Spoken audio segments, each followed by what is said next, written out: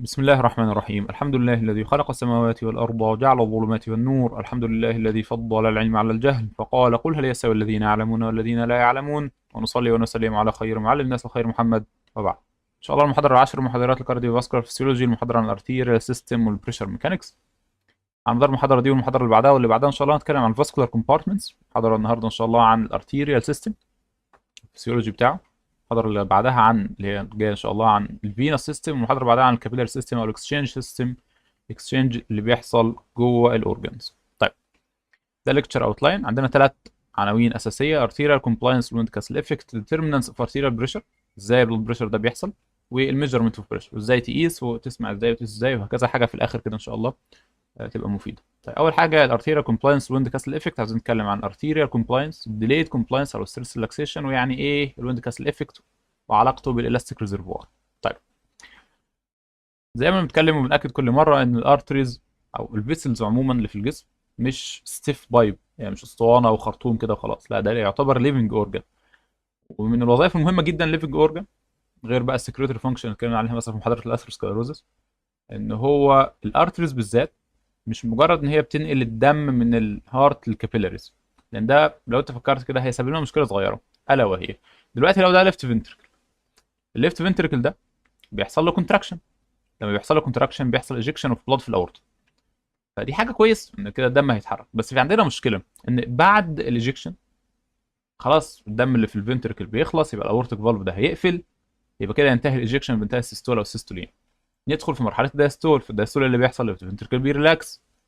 طب والاورطه خلاص كده ما بيجيلهوش دم زياده. طب ايه المشكله اللي بنلاقوها ان وقت السيستول في دم بيروح للارتريولز والكابيلاريز، انما لو انت كده بنفس الفكره يبقى وقت الدايستول مفيش دم هيروح للكابيلاريز والارتريولز، يبقى انت كده عندك بالساتايل فلو بيروح الاورجنز، وده الى حد ما في مشكله، هو مش اوبتيمم. ليه؟ اولا لان فرق الضغط كده هيكون كبير جدا، يعني تخيل كابيلاري مثلا شعار دمويه هي تستحمل فرق، تستحمل ضغط عالي، ولكن يكون في فتره عندها في ملي سكند كده عندها الضغط 120، وبعدها بملي سكند ضغط 5 مثلا، او الضغط مثلا يعني 30، ارقام اكثر واقعيه، وبعد كده الضغط بقى 5 مثلا او 6. طبعا ده فرق كبير جدا. فالبلساتايل فلو ده مش احسن حاجه. دي اول نقطه. النقطه الثانيه انت كانك بتعمل ريلاتيف سكيميا، يعني الاورجنز دي دايما فانكشنال، دايما بيكون في انزيماتيك اكتيفيتي، بتحتاج نيوترينتس، بتحتاج اكسجين. فانت لو عطيت لها شويه دم في نيوترينتس واكسجين، بعد كده وقفت الدم اللي بيروح لها، كانك قفلت او عملت كلامب للارتري او الارتريول اللي بيروح لاورجن مثلا الكدني مثلا، طبيعي انه هيحصل شويه ريلاتيف سكيميا، وده هيعمل لنا مشكله، اكسجين فري راديكلز بقى وميتابولايتس وويست برودكتس وكده. طيب، يبقى سبحان الله ايه اللي بيحصل؟ اللي بيحصل حقيقه ان الارتريز بالذات اللارج ارتري اللي هو الاورطه بيحول بلساتايل فلو بتاع الفنتريكل لكونتينيوس فلو بيروح للكابيلاريز، بيروح للارتريولز، بحيث ان كده بيقلل البلساتيليتي بتاعه البلاد فلو، والبلساتيليتي دي كمان بتقل اكتر كمان بوظيفه الارتريول زي ما هنتكلم ان شاء الله في المحاضره. بس احنا بالنسبه لنا المهم دلوقتي هو الاورطه، لان هو اللارجست ماسكولار الاستيك ارتري.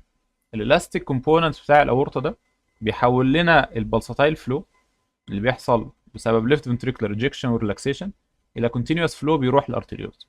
طيب، ازاي ده بيحصل؟ وايه المشكله اللي ما يحصلش؟ ازاي ده بيحصل؟ ده حاجه اسمها الويند كاسل افكت. الويند كاسل افكت ده احنا عملنا جزء نتكلم فيه في الكاردياك سايكل عن الويند كاسل افكت، تلاقي اللينك بتاعه طالع ان شاء الله اهو. ده حته مخصصه للويند كاسل، اللي احنا اتكلمنا فيه عن تفاصيل اكتر شويه ما نتكلم عليها، بس اللي احنا عايزينه في الويند كاسل افكت ايه؟ ببساطه ان احنا قلنا ان احنا المهمه دلوقتي ان احنا محتاجين نحول بلساتايل فلو بتاع الليفت فنتركل هو ايجكشن ريلاكسيشن ايجكشن ريلاكسيشن لكونتينوس فلو. فايه اللي بيحصل؟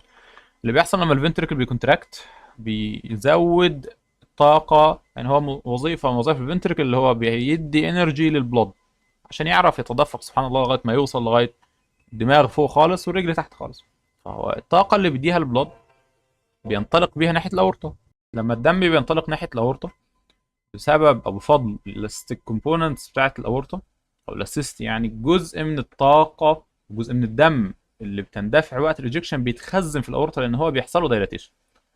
احنا قلنا هو الاورطه ده مش ريجيد تيوب كده وخلاص، لا ده هو لما بيحصل ايجكشن بيحصل شويه دايلاتيشن في الاورطه. فالدايلاتيشن ده بيشتغل كانه بلاد ريزرفوار، بياخد شويه بلاد فوليوم وبياخد شويه من الانرجي في وقت الايجكشن. طيب لما بينتهي الايجكشن، يعني خلاص ما عادش في دم في الفنتريكل، فالبريشر جوه الفنتريكل بيقل، يبقى الاورطه دلوقتي بيفصل ما بين الفنتريكل والاورتيك فالف، يعني بيفصل ما بين الفنتريكل والاورطه عشان يمنع ان الضغط في الاورطه ينزل جامد زي ما بيحصل في الفنتريكل. الفنتريكل يكون دايستوليك بريشر بتاعه مثلا 5 8 ملم ميركوري، فده ما ينفعش طبعا يكون في الاورطه. فايه اللي بيحصل؟ اللي بيحصل لما بينتهي الايجكشن، الالاستيك كومبوننتس اللي بتحصل عندها دايلاتيشن في الايجكشن في الاورطه بترجع تاني، بتنقبض كأن هي سكند بومب، يعني كأنه قلب تاني موجود كده بيضخ الدم، بس بيضخ دم وقت ايه؟ وقت الدايستول مش وقت السيستول. فانت كده المحصلة بقت عندك ان انت بدل ما كان عندك بالستايل فلو في السيستول بس، دلوقتي لا، بقى في دم بيروح في السيستول ودم بيروح في الدايستول، صحيح اقل منه شوية بس في دم في الدايستول. فهي دي الفكرة بتاعت لويند كاسل افكت. لويند كاسل يعني غلاية هواء او مخزن هواء. هو كان التشبيه اللي ليها ان لو انت عندك حريقة، الحريقة دي انت محتاج ان انت تطفي النار بتاعتها، والمصدر الميه بتاعك بعيد، هيكون عندك مشكله ان انت لو جبت خرطوم عشان تيجي، اولا الخرطوم ده مش هيعرف يشفط، خلاص يبقى تحط بامب. حطيت بامب، مشكله البامب ان هي تشفط الميه وتديك ميه عشان تعرف تصفي. بس لو البامب دي وقفت دلوقتي، ان هي بتسحب، ان هي بتعمل سكشن بعدين تعمل ايجكشن، فهي لو عملت سكشن كده مش هيكون في ايجكشن، وبالتالي هتقف انت عن اطفاء الحريق، فالنار تزيد تزيد زياده. لو حطيت بقى الويند كاسل ده في النص كده، غلايه هواء ومخزن هواء، فانت لما بتعمله ايه؟ لما بتعمل البامب دي بيحصل عندها انجكشن، بتزق الهواء اللي موجود جوه الاوضه دي شويه، وبالتالي بتكسب جزيئات الهواء طاقه، بيجي لك انت ميه علشان تعرف تطفي، ولكن جزء من الطاقه دي وجزء من الميه ده بيتخزن جوه الاوضه، وبالتالي لما خلاص يحصل ان مفيش ايجكشن تاني، الهواء ده بيستخدم الطاقه بتاعته عشان يزق الميه اللي كانت جايه لك، وبالتالي يجي لك تاني ميه علشان تطفي الحريقه. ده اللي احنا قلنا عليه إن في السيستوليك فيز او انرجي ستورج فيز، دي بتحصل ديورنج دايستولي، جزء بس من الدم بيتحرك من الليفت فنتريكل لغايه البريفر سيركيليشن سيستميك سيركيليشن، الجزء الثاني بيستريتش الاورتيك وولز، بيديها بلاد فوليوم وبيديها بوتنشال انرجي، طاقه مختزنه جواها. لما بيحصل الدايستول او الدايستوليك فيز، وده اللي بيعمل لنا بقى الكونتينوس فلو، لما الاورتيك فالف بيقفل، البوتنشال انرجي دي بتستخدم تاني علشان تبروبيل البلاد فورورد، عشان تزقه لقدام، وبالتالي تعمل لك الكونتينوس فلو. وده طبعا الاستيك ريكويل بتاع الاورطه، بيشتغل كانه سكندري بامب. طبعا لو خدت بالك ان ميزه السكندري بامب او الاستيك ريكويل، اولا ميزه اصلا الاورطه بيدايليت، ان هو بيقلل شويه من الضغط اللي بيطلع من القلب وقت السيستول. يعني لو كان الفيلهف فنتريكل ده بيزق في ريجيد تيوب مفيش حاجه بتتحرك فيها، كان الاورطه كده بيدخل على طول في الدم، الضغط هيعلى جامد في الاورطه. وبنفس الكيفيه علشان الاورطه بيدايليت، فالضغط اللي فيه بيقل شويه وقت السيستول، يعني هو مثلا بدل ما يشوط ل 180 بقى 120 او 130 بس.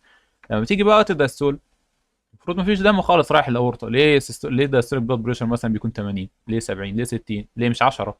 انت كده المفروض ما عندكش دم خالص، فبيعدي جوه الاورطه يعني في اللحظه دي بتاعه الدايستول.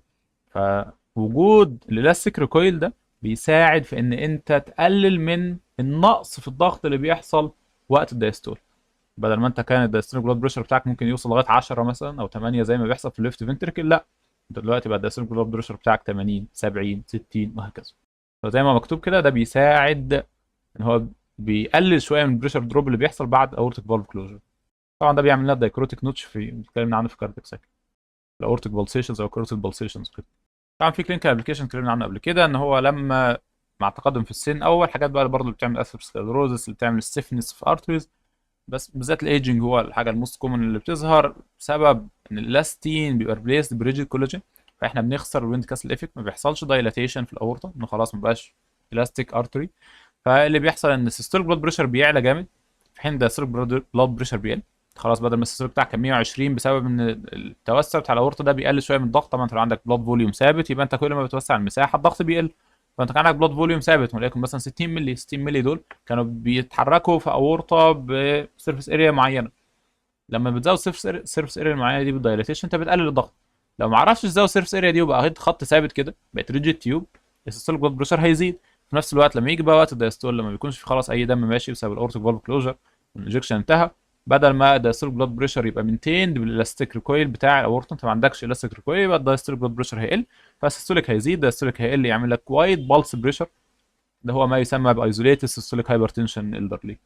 جزء برضو من الويند كاسل افكت ده بيحصل بسبب البريفرال ريزيستنس اللي بتعملها ارتريوز، ان هي هو الاورطه ده مش بيضخ في ولا حاجه، هو بيضخ في سيستميك فاسكولار ريزيستنس قدامه، يعني مش بيزق في الهواء، وبالتالي ده بيدي شويه مقاومه للدم من ان هو يتحرك، وبالتالي بالاضافه الى الالاستيك ريكويل او الالاستيسيتي بتاعه الاورطه عشان هو بيدايليت، وان هو قدامه حاجه هنا سد السكه عليه، فانت كده بالنسبه لك ان انت ممكن تتوسع كده، لان انت عارف ان هو الفيزياء عموما بتحب الحاجه السهله، فانت ممكن تتوسع كده طالما الحته دي قدامك مسدوده، زي مثلا لو مريض مثلا ربنا يعافينا عنده اورتيك ستينوزس في نفس الوقت عنده مايترال ريجيرش، فالليفت فنتركل كده بدل ما هو قدامه اورتيك ستينوزس مقفول، لا هيروح ناحيه المايترال ريجيرش، فهي نفس الفكره، بدل ما انت عندك الحته دي مقفوله اعتبرها كانها اورتيك ستينوزس بسبب السيستميك فاسكولار ريزيستنس اللي عاملاها الارتريولز، فالحته دي مقفوله، الحته دي متاحه عادي معاك اللي هو يعتبر كانه هنا الميتر ريجيرش، فخلاص انت هتسيب شويه من الدم دول، هتطلقهم كانك كده بتعمل يعني ناحيه الميتر ريجيرش، ولكن انت بتدايليت الاورطه، بتخزن شويه من الطاقه وشويه من البلد، علشان لما السيستميك فاسكولار ريزيستنس دي تسمح لك، او لما يكون الضغط اللي عندك عالي بما فيه الكفايه عشان تتغلب على السيستميك فاسكولار ريزيستنس اللي بتعملها ارتريوز، هتزق تاني دم فيه دايستول وتكمل الكونتينوس فلو. برضه نفس الحاجه، اول حاجه الفنتريكولار ريجكشن، بيزق دم او ستروك فوليوم جوه الاسندنج اورتا بسبب ان في داون ستريم ريزيستنس عاملاها الارتريولز، فده بيقلل شويه من الدم اللي بيروح في الاوت فلو بتاع الاورتا اللي هو ناحيه السيستميك سيركيليشن، وبالتالي عشان الاورتا الاستيك فده بيسمح له بان هو يديستند شويه، يختزن شويه بوتنشال انرجي وشويه من بلود فوليوم، لما بيحصل بقى بعد كده ريلاكسيشن الدم بيرجع تاني يتضخ، بياخد الطاقه اللي كانت متخزنه في الالاستيك كومبوننت بتاع الاورتا علشان يعرف يكمل في الكونتينوس فلو. طيب تاني حاجة عندنا مهمة وهي الارتيريال كومبلاينس. الكومبلاينس ببساطة هو مقدار التغير في الفوليوم أو في الحجم بما يقابله مقدار تغير في الضغط، يعني أنت لما تغير الضغط قد إيه هتغير الفوليوم قد إيه، وبالتالي أنت لو عندك حاجة بسيطة زي البالونة كده، البالونة عادي ممكن تاخد كمية فوليوم كبيرة من غير ما تعلي الضغط، وبالتالي for a given pressure أنت ممكن يكون عندك دلتا في كبيرة، يعني فوليوم كبير، انما لو جيت حطيت اسطوانه ناشفه كده مثلا خرطوم بتاع اي حاجه، لو جيت حطيت فيه شويه ميه ولا شويه فلوس شوية اي حاجه شويه دم يعني، فوليوم قليل هيعلي لك الضغط جدا، وبالتالي فور جيفن بريشر انت الفوليوم بتاعك قليل، فالحاجه اللي بتاخد فوليوم كبير ببريشر قليل تبقى هايلي كومبلاينت، ودي حاجه كويسه. الحاجه اللي مش بتاخد فوليوم كبير لان الضغط فيها بيعلى جامد، او بتاخد الفوليوم ده بس بارتفاع كبير من الضغط، تبقى لو كومبلاينس او نوت كومبلاينت، ودي مش حاجه كويسه. يبقى هو ببساطه الكومبلاينس هو دلتا في على دلتا بي، والكومبلاينس هيفيدنا جدا لما نيجي نتكلم ان شاء الله على البلس بريشر. بس هنت سريعه كده احنا قلناها اصلا بالفعل، ان انت عندك الاورطه المفروض ان هو نورمالي هايلي كومبلاينت. يعني ايه كومبلاينت؟ يعني انت لما بتديله هو عادي الضغط فيه مش بيعلى، الفوليوم عشان هو الاستيك وكومبلاينت في نفس الوقت، بس طبعا اختلاف الفيز بتاعته السيستوليك ودايستوليك، فهو عشان هو كومبلاينت فهو بياخد كميه فوليوم والضغط فيه مش بيعلى جامد، وبالتالي السيستوليك بريشر بتاعه ما بيبقاش عالي جامد، عشان كده هو عشان هو كومبلاينت، وعشان هو الاستيك فالدايستوليك بريشر بتاعه بيبقى الى حد ما مينتيند، مش بيبقى قليل جامد، وبالتالي انت عندك سيستوليك كويس ودايستوليك برضه كويس، فهيجي لك الفرق ما بين السيستوليك والدايستوليك بلاد بريشر هو البلس بريشر، البلس بريشر برضه هيكون كويس مش هيكون عالي. انما بقى لو الاورطه ما كانش كومبلاينت، وبالتالي انت لو جيت حطيت الاورطه شويه فوليوم، يعني هو كان ريجيد تيوب كده، حطيت الاورطه شويه فوليوم، فالفوليوم ده هيعلي جامد السيستوليك بلاد بريشر، وفي نفس الوقت انت ما عندكش الالاستيسيتي، ما عندكش حاجه علشان ترجع لك شويه دايستوليك، يبقى ده هيقلل جامد الدايستوليك بلاد بريشر، فتلاقي ان الفرق ما بين السيستوليك والدايستوليك اللي هو البلس بريشر بقى كتير. ده ببساطه يعني هنتكلم ان شاء الله عن البلس بريشر وازاي هنت سريع كده. طيب السلايد دي برضو من الجزء اللي احنا شرحناه في محاضره المايسايت ميكانكس. الكومبلاينس قلنا هو تشينج ان فوليوم فور جيفن تشينج ان بريشر، هو ديلتا في على دلتا بي، فده الكيرف بتاع الكومبلاينس. ويلاحظ زي ما اتكلمنا قبل كده ان انت عندك مثلا في الجزء الخاص على الاقل بالكاردياك فيسيولوجي او الكاردياك فانكشنز ان المفروض ان هو دلتا في على دلتا بي، انا تشينج ان فوليوم فور تشينج ان بريشر، يبقى الطبيعي ان اللي يترسم على الاكس اكسس زي ما وضحنا قبل كده في محاضره الكاردياك ميكانكس ان هو البريشر هو اللي على الاكس اكسس، يعني هو اللي بيتغير، هو الاندبندنت فاريبل، والفوليوم هو اللي يكون على الواي اكسس، يعني هو اللي بيتغير، هو ديبندنت فاريبل. ولكن لانه خلاص بقى متعرف عليه ان هو في الغالب اللي بيحصل في كاردياك سايك ان الفوليوم هو اللي بيتحرك، وبالتالي هو اللي بيغير في البريشر، فالكيرف بتاع الكومبلاينس الى حد ما اتعكس، وبالتالي بقى على الاكس اكسس هو الفوليوم وعلى الواي اكسس هو البريشر. فبس عموما يعني نعرف ان الكيرف بتاع الكومبلاينس دلوقتي بقى بيترسم فوليوم هنا وبريشر هنا، ولكن الفوليوم فين البريشر فين، المهم انت تكون عارف ان هو الكومبلاينس ده هو دلتا في على دلتا بي. عكس الكومبلاينس حاجه اسمها الالاستيسيتي او الالاستنس، اللي هي دلتا بي على دلتا في، وهي tendency of a hollow organ to recoil بعد ما يحصل له ديستنشن. هي برضو يعني الالاستنس والستيفنس حاجتين يعني الى حد ما قريبين من بعض. الستيفنس هو ريزيستنس اوف ستريتش اوف دايلاتيشن، بعد ما بيحصل دايلاتيشن لو هو عن تندنسي تو ريكويل يبقى هو ده عنده هاي الاستنس. فببساطه لو الكومبلاينس هو الويلنجنس تو ستريتش، يعني انت لما تديله فوليوم هيوسع معاك، فالالاستنس هو ريزيستنس تو ستريتش، هو مش عايز يوسع. بس هو الاثنين زي ما وضحنا في محاضره كاردياك ميكانكس مش متعارضين، لان هو انت بتشوف الفوليوم ده او الفانكشن دي عموما الفسيولوجيكال بروبرتي دي بتشتغل في انهي وقت. يعني الحاجه ممكن تكون هايلي كومبلاينت وهايلي الاستيك او عندها هاي الاستنس عادي. ليه؟ لان انت لو جيت بصيت انا لما بدي فوليوم فانا عاوز الحاجه دي كومبلاينت علشان توسع معايا، بحيث ان لما الفوليوم يزيد البريشر ما يزيدش قوي، لان انت مش عاوز تزود البريشر جامد. فدي اول نقطه. فانت عايزها هايلي كومبلاينت، بس عايز في نفس الوقت بعد ما الفوليوم بتاعك ده انت خلاص ما بقتش عاوز تديله، او هو الفوليوم اللي بيروح بالفعل قل بسبب ان الاجكشن وقف مثلا، فالفوليوم دلوقتي هيقل، انت مش عايز البريشر يقع جامد. ليه؟ لان انت محتاج الحاجه دي ترجع تاني للدايمتر بتاعها، يعني زي ما وضحنا في المثال بتاع الاورطه. لو كان الاورطه بتاعك كده، لو انت عطيت له فوليوم فهو خلاص بيوسع شويه مثلا، فانت عايزه بعد ما هو خلاص وسع شويه دول انت عايزه يرجع تاني بالالاستيك بروبرتي بتاعته للنورمال دايمنشن. فعلشان هو الاستيك وكومبلاينت في نفس الوقت، فهو بيكون كومبلاينت وقت السيستول والاستيك وقت الدايستول. الكلام ده احنا وضحناه في محاضره الكاردياك ميكانكس، تلاقوا اللينك برضه بتاعها ان شاء الله. يبقى احنا كده الحمد لله وصلنا لان احنا حولنا البلساتايل فلو لكونتينوس فلو. عندنا بقى مشكله، المشكله التي تؤرق كل الناس، الا وهي العمر. طبعا العمر مجرد رقم، بس انا بالنسبه لنا الرقم ده بيأثر كتير شويه يعني. مشكله الايدجنج، طبعا الايدجنج ليه مشاكل كتير، بس مشكله الايدجنج اللي تخصنا هنا هو ان هو بيقلل الكومبلاينس بتاع الارتريز، بيتخلص من الالاستين اللي موجود بالذات في الماسكولار ارتري زي الاورطه، وبيحولها لستيف كولاجين، وبالتالي بيتحول زي ما مكتوب كده كانه خلاص. احنا قلنا المفروض ان الفيسل ده بالذات الماسكولار ارتريز ده ليفنج اورجان، لا انت حولته لريجيد تيوب، بس حاجه كده بينتقل فيها الدم وخلاص. ودي بتبقى مشكله احنا قلنا لان ده بيزود السيستوليك بلاد بريشر، وبالتالي بيزود الافتر لود اللي بيقاوم القلب علشان يضخ، فده مور ورك لود على الليفت فنتركل. دي مشكله. بعكس لما كان هيلثي ارتري هو كومبلاينت عادي، لما تيجي تديله فوليوم البريشر فيه مش هيعلى، وبالتالي مش هيقاوم الفنتركل عشان لما يجي يضخ فيه دم يلاقي الضغط قدامه 160 170، لا يكون 110 120 وهكذا. فمن غير الايدجنج الويند كاسل افكت بتاعنا شغال عادي، لان انت بتحافظ على السيستوليك بلاد بريشر ما بيعلاش بسبب ان انت بتدايليت، انت هايلي كومبلاينت ان سيستولي، وفي نفس الوقت انت بتحافظ على الدايستوليك بلاد بريشر ان هو ما يقلش، انت هايلي الاستيك في دايستولي. طبعا انت بتخسر ويند كاسل افكت ده في الايجنج لان انت خلاص بقيت ريجيد بايب، لا انت في وقت السيستول الضغط عالي خلاص، ووقت الدايستول الضغط بيتهبد في الارض. وزي ما قلنا دي مشكله ان ده بيزود ورك لود على القلب، بيعمل نارو بالس بريشر او يعني نورمال بالس بريشر 30 40 مثلا ولا حاجه، انما في الايجنج هتلاقي حتى اغلب الناس بيكون عندهم كبار السن اهالينا بيكون البلس بريشر بتاعهم واسع زي ما هنوضح 60 مثلا 70 50 وهكذا.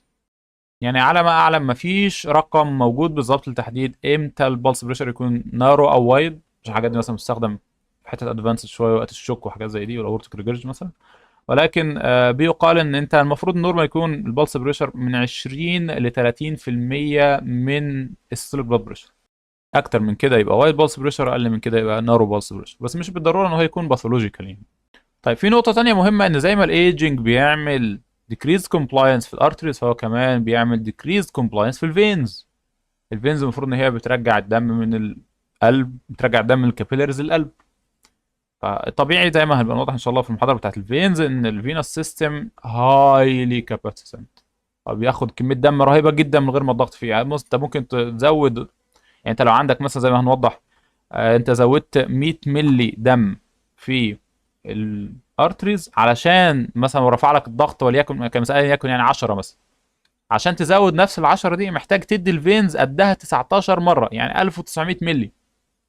فهو الفينوس سيستم عنده فيري لو ريزيستنس وفيري هاي كاباسيتنس، وبالتالي الضغط فيه ما بيعلاش بسهوله.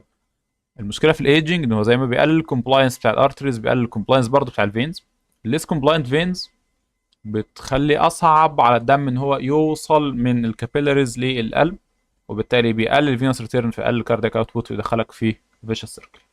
ده بالاضافه طبعا ان هو بيساعد او بيزود في الفينس كونجيشن اللي بيعمل باك بريشر على الاورجنز، وبالتالي بيقلل البرفيوجن بريشر اللي رايح للاورجن، لان الفينس سيستم كونجستد خلاص. هو المفروض ان الفينس دي بيكون سبحان الله، يعني هذا خلق الله، بيكون لو ريزيستنس لو بريشر سيستم زي ما قلنا في اول محاضره، ان الفينس سيستم هاي فوليوم لو ريزيستنس، انما الارتيريال سيستم لو فوليوم هاي ريزيستنس او هاي بريشر.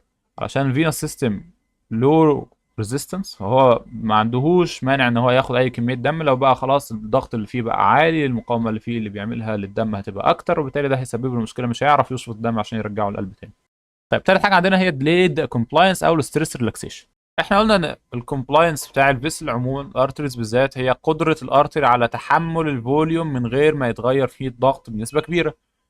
فهو الكومبلاينس على الارتري ليه شقين، حاجه بتحصل الى حد ما اكيوتلي او رابيدلي بتحصل في ساعتها، وحاجه ثانيه بتحصل بطيئه شويه اسمها ديليد كومبلاينس او الستريس ريلاكسيشن. من على الرسمه زي ما هو واضح كده، انت لو عندك مثلا الضغط حوالي 5 ببلاد فوليوم معين، لو انت جيت عملت بلاد ترانسفيوجن انت كده بتزود الفوليوم، فطبيعي ان انت لو كومبلاينت شويه فانت الضغط مش هينط من 5 يبقى 50 مثلا، ولكن هو هينط برضه هيعلى شويه، فلو اعلى من 5 بقى 12، فانت دلوقتي يبقى عندك برضو الضغط ما زادش جامد بس زاد. يبقى احنا نعمل ايه؟ سبحان الله، من ضمن الخصائص بتاعه الفيسلز حاجه اسمها الديليد كومبلاينس، ان هو الفيسل مع الوقت الموضوع ممكن ياخد دقائق لساعات مثلا، حاجات بسيطه مش ايام يعني في الغالب. الفيسل مع الوقت لما بيجي له دم زياده بيستريتش زياده، وبالتالي لما بيستريتش بيقلل مساحه السطح، فعند نفس الفوليوم الضغط هيقل. انت لو كان عندك ده الفيسل مثلا كده، لما جاله شويه دم في الاول بقى كومبلاينت الى حد ما فبقى كده مثلا، وبالتالي الضغط اللي فيه معلاش قوي، بس مع الوقت الاسترتش ده هيزيد بحيث ان هو يقلل تاني من الضغط اللي كان موجود جواه، فده مصطلح هو الديليد كومبلاينس. وزي ما هو في ديليد كومبلاينس في زياده البلود فوليوم، ففي ديليد كومبلاينس في نقص البلود فوليوم. يعني انت لو كان عندك كميه بلود فوليوم معينه، بعدين انت سحبت دم مثلا، ربنا يعافينا حصل هيموريج او اي حاجه، فانت كده قللت الضغط جامد. الفيسلز ممكن تستحمل شويه، بس سبحان الله مع الوقت برضو دقايق لساعات. طبعا في ميكانيزمات كتيره جدا بنتكلم عنها ان شاء الله في ازاي الجسم بيقاوم الهيموريج، بس ده واحد من ضمن الحاجات، ان الفيسلز مع الوقت بتكونستريكت تاني علشان ترجع لحته مور كونستريكتد عن اللي هي كانت عندها في الاول. يعني لو مثلا الفيسل كان كده، لما خسر شويه دم كانوا موجودين عنده هيتحول شويه يكونستريكت شويه، بس لسه برضه واسع. مع الوقت هيكون ستريكت اكتر بحيث ان هو يحافظ على الضغط اللي موجود حتى لو هو عنده كميه بلاد فوليوم قليله. فبس هو الديليت كومبلاينس والستريس ريلاكسيشن هو ان في الكومبلاينس اللي احنا عارفين انه بيحصل اكيوتلي عادي، ولكن في حاجه تانية بتحصل within hours، يعني في حوالي كده دقائق لساعات بس. واللي بيحصل بس ان احنا بنحاول قدر الامكان ان احنا نوصل للنورمال بريشر اللي الفيسل كان عايش عليه في الاول قبل ما يحصل اكيوت تشينج من بلاد فوليوم. وزي ما قلنا لو مثلا واحد عمل بلاد ترانسفيوجن وهو بغض النظر ليه هو ما كانش محتاج مثلا او اي حاجه، او اخده بسرعه، بلاد ترانسفيوجن بسرعه ده المفروض طبعا نقل الدم المفروض انه ياخد وقت، ساعه مثلا، ساعه ونص ماكسيموم ساعتين او حاجات كده. بعض الاحيان بيبقى ديليد شويه، انت خايف من هو التاكو وحاجات زي كده. بس انت عموما يعني لو لا قدر الله واحد يحتاج بلاد ترانسفيوجن اخده بسرعه جدا، هيحصل رابيد شيفت في الضغط، هيعلى جامد.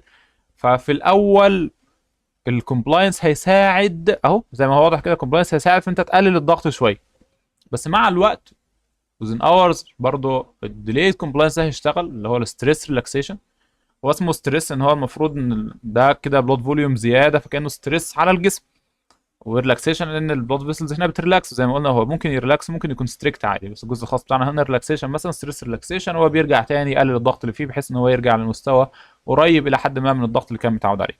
وزي ما قلنا ده بيساعد علشان لو واحد حصل له مثلا ربنا يعافينا هيموريج او حاجه، فاحنا الضغط ما اتهبطش في الارض، وفي نفس الوقت لو واحد اخد كميه بلاد فوليوم زياده في وقت قليل الضغط ما يطيرش في السماء. طيب تاني حاجه عندنا هي determinants of arterial blood pressure. عاوزين نتكلم عن مين arterial pressure والبلس بريشر والبلس ويف امبليفيكيشن، ودي ايه نقطه مهمه جدا يعني. طبعا الماب احنا اتكلمنا عنه في محاضره الهايبرتنشن من زمان شويه، برضه تلاقي اللينك بتاعها ان شاء الله. زي ما قلنا البلاد بريشر كان من تو كومبوننتس اساسيين، هو الكاردياك اوتبوت والسيستميك فاسكولار ريزيستنس. بس قبل ما نعرف ايه هو البلاد بريشر، احنا قلنا ان البلاد بريشر عندنا في كذا مصطلح مهم، هو في سيستوليك بلاد بريشر، دايستوليك بلاد بريشر، بلس بريشر، ومين ارتيريال بريشر. السيستوليك هو معروف، هو ضغط الدم اللي موجود وقت السيستول. الدايستوليك هو ضغط الدم اللي موجود وقت الدايستول، وده مثلا وليكن نقول ان هو 120، وده وليكن مثلا 80 عشان نعمل لك رقم مشهور بتاع 120 على 80. يبقى انت دلوقتي عندك الفرق ما بين السيستوليك بلاد بريشر والدايستوليك بلاد بريشر هو البلس بريشر، يعني عندنا شويه دول كده. البلس بريشر 120 ناقص 80 يبقى 40. لو جيت بصيت كده 40 على 120 يعني يديك حوالي التلت، يعني قول مثلا نقول حوالي 30% اللي اتكلمنا عنه هو يعتبر الى حد ما نورمال بلس بريشر. يبقى احنا كده عندنا الضغط الموجود وقت السيستول والضغط الموجود وقت الدايستول، فضلنا المين ارتيريال بريشر. عشان نعرف يعني ايه مين ارتيريال بريشر، مين هو المتوسط. بس في تركايه في المتوسط، احنا قلنا ان نورمالي مثلا لو واحد ريستنج عند هارت ريت 72 هتلاقي ان الكاردياك سايكل بتاعته حوالي 8 من 10 سكند. 8 من 10 سكند. 8 من 10 دول مش بيتوزعوا ايكوالي ما بين السيستول والدايستول، لا هو الدايستول بيكون واخد حوالي 5 من 10 والسيستول بيكون واخد حوالي 3 من 10. ليه؟ لان هو سبحان الله يعني من الطبيعي ان البني ادم بيريح اكتر ما بيشتغل، المفروض يعني، الا لو انت دكتور، بس كله بثوابه طبعا يعني. المهم نرجع للمحاضره، ان هو الدايستوليك بلاد بريشر نص ثانيه، والسيستوليك بلاد بريشر مثلا مش الدايستوليك معلش، الدايستوليك تايم حوالي 5 من 10 والسيستوليك تايم حوالي 3 من 10. ده هيعمل لنا مشكله، انت لما تيجي تاخد المتوسط ما ينفعش يكون ده مثلا بالنسبه لك 120 وده 80 تقول لي يا والله انا هاخد نص ال 80 يبقى 40، نص ال 120 يبقى 60، 40 زائد 60 يديك 100 مين ارتيريال بريشر. ده ما ينفعش. ليه؟ لان الاثنين مش بياخدوا وقت متساوي في الكاردياك سايكل. عشان الدايستول بياخد وقت اطول، فالمفروض ان الدايستول يساهم بجزء اكبر في المتوسط. وده حبايبنا المهندسين او الناس اللي بتحب الفيزياء والرياضه هيكونوا عارفين الموضوع ده يعني. وعشان السيستوليك تايم اقل من الدايستوليك تايم واقل من النص بتاع الكاردياك سايكل، وبالتالي هو هيشارك بجزء اقل في المين ارتيريال بريشر. طيب احنا دلوقتي عايزين نحسبه الماب ده، نحسبه ازاي؟ والله احنا عندنا طريقتين، يا اما انت هتشوف كل كومبوننت من دول بياخد وقت قد ايه من الكاردياك سايكل وتضربه فيه وتجمع. يعني مثلا الدايستوليك بلاد بريشر ده بياخد تلتين الكاردياك سايكل، يبقى انت هتضرب تلتين في 80 زائد تشوف السيستوليك تايم، معلش السيستوليك تايم يعني ده الدايستوليك تايم. السيستوليك تايم بياخد وقت قد ايه من الكاردياك سايكل اللي هو تلت، يبقى تضرب تلت في 120 وتجمعهم على بعض تشوف ده هيديك كام. تلت في 120 احنا هيديك 40، وتلتين ال 80 دي حوالي يعني 52 53، في النهايه يطلع لك المين ارتيريال بريشر 92 93 مثلا ولا حاجه. فهو الماب المين ارتيريال بريشر واحد ضغط سيستوليك 120 دايستوليك 80 يطلع لك حوالي 92 93 ملم مركوري. في طريقه اسهل من كده، بما ان احنا عارفين ان في حاجه اسمها بلس بريشر، حاجه اسمها دايستوليك بلاد بريشر. لو انت عارف يعني ايه دايستوليك بلاد بريشر، دايستوليك بلاد بريشر ده اقل ضغط موجود في السيركيليشن في اي وقت من الكاردياك سايكل. وبالتالي ابسط حاجه لو انت عندك تاني دايستوليك بلاد بريشر ده مثلا 80، هنا كده احنا قلنا ده اقل وقت موجود. لو الدايستوليك بلاد بريشر ده 80 والسيستوليك 120، احنا قلنا الفرق ما بينهم كام؟ البلس بريشر 40. يبقى انت ابسط حاجه اقل حاجه موجوده في الكاردياك سايكل في اي وقت ات اني جيفن تايم في الكاردياك سايكل هو 80. يبقى اتبقى لنا ايه؟ اتبقى لنا الوقت من الكاردياك سايكل اللي الضغط فيه اعلى من 80. الوقت ده قد ايه؟ وقت السيستول اللي هو التلت. طب يبقى اعلى من 80 بكميه قد ايه؟ بكميه 40. يبقى في 40. يبقى انت لو جمعت 80 اللي هو الدايستوليك بلاد بريشر زائد تلت البلس بريشر اللي هو تلت ال 40 هيديك برضه في النهايه 93 او 92، فالمين ارتيريال بريشر هو 93. فده حاجه اسهل لحد ما. انت عايز تعرف المين ارتيريال بريشر متوسط ضغط كام، انت بتحسب الدايستوليك بلاد بريشر زائد تلت البلس بريشر. فاحنا ليه اصلا عايزين نحسبه المين ارتيريال بريشر؟ لان زي ما قلنا ان السيستوليك بلاد بريشر ده اقصى ضغط انت بتوصله في الاورطه، الدايستوليك بلاد بريشر اقل ضغط بتوصله للاورطه. بس في الحقيقه ان احنا ما عندناش بالساتايل فلو في الكابيلاريز، انت عندك كونتينوس فلو. الكونتينوس فلو ده علشان يعمل لك البرفيوجن بريشر، فالبرفيوجن بريشر هو المين ارتيريال بريشر. لما تيجي تتكلم مثلا حضرات عن الشوك هتقول ان انا عايز المين ارتيريال بريشر اكتر من 65 ملم مركوري. يبقى انت لما تيجي تزود مثلا عيان اينوتروب او فازو بريسور على اساس انت حتى ممكن تحدد اينوتروب اللي انت تستخدمه دوبيتامين دوبامين وكده على اساس المين ارتيريال بريشر بتاعه كام، طبعا بعد الخطوات يعني. والتارجت بتاعك لما تيجي تحط العيان على نور ادرينالين مثلا اللي هو فازو بريسور عاوز توصله مثلا فوق ال 65. في بعض الاحيان لا انت عايز توصله فوق ال 80. لما نيجي نتكلم مثلا عن الاوتو ريجليشن ان شاء الله اقول لك ده الاوتو ريجليشن بتاع البرين مثلا بيشتغل على ضغط من كذا لكذا، مين ارتيريال بريشر من 60 ل 200 او من 60 ل 180. فالمين ارتيريال بريشر هو يعتبر البرفيوجن بريشر، لان انت لو اعتمدت على السيستول، طب ما هو في وقت انت مش في السيستول انت في الدايستول. لو اعتمدت على الدايستول، طب ما في وقت انت في السيستول مش في الدايستول او اقرب ليه يعني. فالمين ارتيريال بريشر هو البرفيوجن بريشر. وبالتالي لما نيجي نقول البلاد بريشر فاحنا غالبا بنعني الكاردياك اوتبوت في السيستميك فاسكولار ريزيستنس. يعني المين ارتيريال بريشر بيعتمد على الكاردياك اوتبوت والسيستميك فاسكولار ريزيستنس. ليه؟ لان انا لما اجي اقول لك ان المين ارتيريال بريشر بيتغير بتغيير الستروك فوليوم اللي بيغير الكاردياك اوتبوت اللي بيغير البلاد بريشر، يبقى انت كده عرفت ان الماب ده اصلا ما هو الا كاردياك اوتبوت في السيستميك فاسكولار ريزيستنس. لو جيت قلت لك ان السيستميك فاسكولار ريزيستنس اتغيرت وبتغير على المين ارتيريال بريشر ممكن تغيره يعني، فانت كده عرفت. فانت تكون عارف ان غالبا المين ارتيريال بريشر عشان هو البرفيوجن بريشر او البرفيوزنج بريشر، فالقلب بيحاول قدر الامكان ان هو يغير في الحاجات التانية عشان يغيره. بمعنى ان البلود بريشر او المين ارتيريال بريشر هو ديبندنت فاريبل اللي بيتغير بتغيير الاندبندنت فاريبلز التانيين. يعني تغيير الكاردياك اوتبوت هو اللي بيغير المين ارتيريال بريشر، تغيير السيستميك فاسكولار ريزيستنس بالكونستريكشن والدايلاتيشن هو اللي بيغير المين ارتيريال بريشر. طيب ما انت قلت لي ان دلوقتي المين ارتيريال بريشر بيعتمد على الكاردياك اوتبوت اللي هي ستروك فوليوم في هارت ريت. طب ما هو احنا لسه قايلين ان اصلا تغيير الارتيريال كومبلاينس، لو انت الارتري ما بقاش كومبلاينت بالتالي هيكون اصعب على القلب ان هو يضخ الستروك فوليوم ده فيه، وبالتالي ده اكيد هيغير الكاردياك اوتبوت وبالتالي يغير المين ارتيريال بريشر الماب. معنى كده ان اكيد لما نيجي نتكلم عن determinants of mean arterial pressure لازم تقول ان الارتيريال كومبلاينس بيأثر على البلد بريشر، على المين ارتيريال بريشر.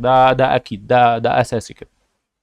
يبقى انت البلد بريشر دلوقتي احنا عرفنا ان هو بيتاثر بالكاردياك اوتبوت، بيتاثر بالسيستميك فاسكولار ريزيستنس، وبيتاثر دايركتلي بالارتيريال كومبلاينس. واي حاجه عموما بقى تغير في الستروك فوليوم اللي هو بيأثر كده بالتدريج، يعني غيرت البري لود، غيرت الافتر لود، غيرت الكونتراكتيليتي، كل ده هيأثر في النهايه على المين ارتيريال بريشر.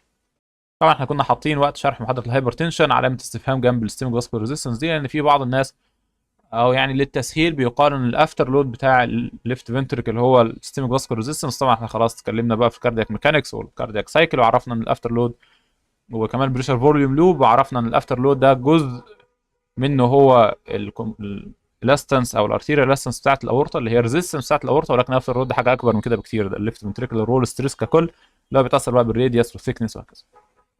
يبقى ده كان المين ارتيريال بريشر. يبقى احنا قلنا المين ارتيريال بريشر بيعتمد على اثنين فاكتورز: البلاد فوليوم اللي موجود في الارتيريال سيستم اللي هو الستروك فوليوم اللي بيطلعه القلب، في نفس الوقت الارتيريال كومبلاينس عامله ازاي. البلاد فوليوم ده بقى بيعتمد على ايه؟ بيعتمد انت بتضخ قد ايه في مقابل انت بتسحب قد ايه. لو انت عندك ريجيد تيوب، الضغط اللي موجود جوه التيوبه دي، شوف انت بتدخل فوليوم قد ايه وبتطلع فوليوم قد ايه.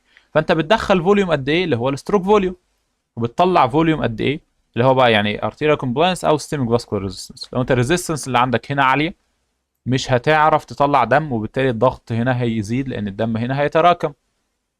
لو انت بتدخل ستروك فوليوم اقل مش هتعرف تدخل دم، وبالتالي الدم اللي هنا هيقل، يبقى البلاد بريشر هيقل، وبالعكس وهكذا. يبقى الارتيريال فوليوم بيعتمد على الريت اوف انفلو اللي هو الكاردياك اوتبوت قصاد الريت اوف اوت فلو اللي هو الريزيستنس فيسلز او البريفرال ران. منطقيا برضه احنا قلنا ان هي نفس الحاجه بالعكس بقى، يعني لو الريزيستنس سيستميك فاسكولار ريزيستنس هنا قلت جدا، مرضى الفاز دايلاتوري شوك مثلا سيبتك شوك او انافلاكسس وكده، هو المفروض ان القلب بيضخ كاردياك اوتبوت معين، ستروك فوليوم معين، ماشي، بيدخل ستروك فوليوم معين وبيطلع قصاد السيستميك فاسكولار ريزيستنس المعينه. لو انت خسفت بالسيستميك فاسكولار ريزيستنس دي الارض، طلعت هستامين كتير براديكاينين كتير مثلا افلاكسيك شوك او حاجه، فدلوقتي خلاص الدم هيكون براح قدامه ما عندوش مقاومه خالص، يبقى هيجري كله يتزق ناحيه السيستميك فاسكولار ريزيستنس، لان الارتريز ما بقاش فيها دم. حتى لو هي بتكونستريكت، هي بتكونستريكت على ولا حاجه، يبقى المين ارتيريال بريشر هيقل، يبقى البرفيوجن بريشر اللي رايح البرين هيقل، يحصل برين هايبو برفيوجن، يحصل انوكسيا ولوس اوف كونشسنس، دخلك في سينكوبا وهكذا يعني. احنا قلنا ان الماب ده هو الافريج بريشر اللي بيدرايف البلود انتو ذا تيشوز ثرو اوت ذا كاردياك سايكل. احنا قلنا انت كل كاردياك سايكل عامله ازاي، ما ينفعش عشان كده تاخد شويه من الدايستول بس او شويه من السيستول بس، او تاخد دايستول لوحده او تاخد سيستول لوحده وهكذا. وزي ما قلنا ان هو يعني بالرياضه هو علاقه بس ما بين الفلو ريزيستنس والفينوس ريتيرن. ليه؟ لان ببساطه الدم بيتحرك بالبريشر جريدينت. لو انت عندك انبوبه دائريه كده مثلا، علشان الدم يتحرك في هذا الاتجاه لازم يكون الضغط هنا اقل من الضغط هنا، وبالتالي انت عندك في الجنب ده ارتيريال بريشر اللي هو الماب، وعندك في الناحيه الثانيه فينس بريشر اللي هو السنترال فينس بريشر اللي هو سي في بي اللي هنتكلم عنه ان شاء الله في محاضره الفينس سيستم. بس كنا عارف ان احنا عندنا في الجنب بتاع الرايت اتريوم عندنا حاجه اسمها سنترال فينس بريشر، جنب بتاع الرايت اتريوم عند السيفير فينا كافا والانفيرو فينا كافا كده عندنا سنترال فينس بريشر. سنترال فينس بريشر ده المفروض ان احنا نتغلب عليه برضو علشان اصلا يحصل بلاد فلو. فهو المين ارتيريال بريشر بيساوي الكاردياك اوتبوت في السيستميك فاسكولار ريزيستنس، الاثنين دول كده في قوس، بيزود عليه سنترال فينس بريشر. السي في بي علشان هو يعني بيكون ارقام قليله جدا 2 5 8 بالمقارنه بالمين ارتيريال بريشر اللي هو مثلا 93 95 وكده، فممكن يتشال في بعض الاحيان من المعادله. انت تشوف المعادله دي بس كده، المين ارتيريال بريشر بيساوي كاردياك اوتبوت في السيستميك فاسكولار ريزيستنس. المشكله بتكون عندنا لما يكون في فينس كونجيشن، مرضى مثلا هارت فيلير، مرضى السي كي دي، مرضى اللي بيكون عندهم زياده في البلاد فوليوم، سولت سنسيتيف هايبرتنسيفز وكده، الناس دول ممكن يكون عندهم باك فلو كتير، بيكون عندهم فينس كونجيشن، فده يزود سي في بي، وبالتالي ساعتها ياثر على المين ارتيريال بريشر، وبالتالي لازم تحطه في الحسبان لما تيجي تحسبه يعني. فزي ما هو واضح من الصوره كده، لو انت عندك ده سيستوليك بريشر واقل حاجه هو الدايستوليك بريشر، ففي في المسافه اللي ما بينهم ده بالس بريشر زي ما هنوضح ان شاء الله، والحته المتوسطه هي الدايستوليك بلاد بريشر، حته معلش هي المين ارتيريال بريشر. لو خدت بالك حتى ان هي حته متوسطه مش حته في النص، يعني المسافه ده اهي واضح ان هي اكبر من دي. ليه؟ لان زي ما قلنا ان المين ارتيريال بريشر هو زي ما مكتوب كده ترو درايفنج فورس في بيرفيوجن، هو البرفيوزنج بريشر هو اقرب للدايستوليك بريشر، لان في النورمال كاردياك سايكل اللي هي 8 10 ثانيه الوقت الدايستول اكتر من وقت السيستول، وبالتالي طبيعي ان انت تكون اقرب للدايستوليك بريشر منك من السيستوليك بريشر. طبعا هو زي ما وضحنا في المحاضرات اللي قبل كده ان هو لما بيزيد الهارت ريت القلب بياخد من وقت الدايستول اكتر من وقت السيستول، لدرجه ان عادي المين ارتيريال بريشر ممكن في وقت من الاوقات عند هاي هارت ريت يكون بيساوي سيستول زائد الدايستول على 2، ده ممكن تشوفه عادي. بس احنا بنتكلم بس في النورمال ريستنج اندفيدوال هارت ريت من 60 ل 72 مثلا، 60 ل 80، 60 ل 90 وهكذا. انت بس عشان لو شفت في بعض الاماكن مكتوب ان ممكن المين ارتيريال بريشر يكون الجبر يعني بالجبر لوحده طبيعي صح، سيستوليك دايستوليك على 2 ده ممكن عادي لو الهارت ريت بتاعك عالي، عشان لو اتسالت يعني. فاحنا قلنا بالرياضه لو انت جيت حسبت المعادله ممكن ما تعرفش ايه اللي احنا بنحاول نغيره، فاللي احنا بنحاول نغيره هو المين ارتيريال بريشر قدر الامكان عشان نحافظ على البرفيوزنج بريشر. هنا بقى في حاجات ليها كنترول سيستم زي ما بنتكلم عليها ان شاء الله في الريجوليشن لوحدها، يعني في حاجات رابد زي البار ريفلكس او بار ريسبتور ريفلكس، في حاجات بتاخد لونج تيرم شويه يعني بتاخد ايام مثلا او اسابيع زي الرينا سيستم.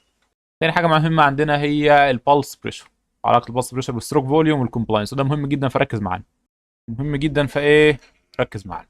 طيب البلس بريشر، البلس بريشر احنا قلنا ان هو ببساطه هو فرق السيستوليك بلاد بريشر ناقص الدايستوليك بلاد بريشر يديك بلس بريشر.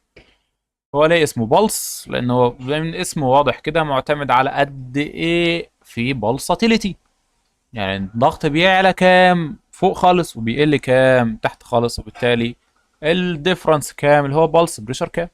طيب احنا علشان نعمل سيستوليك بلاد بريشر محتاجين ندي فوليوم، يبقى انت كده عرفت ان اكيد البلس بريشر مبدئيا هيعتمد على البلاد فوليوم، يبقى ده اول حاجه.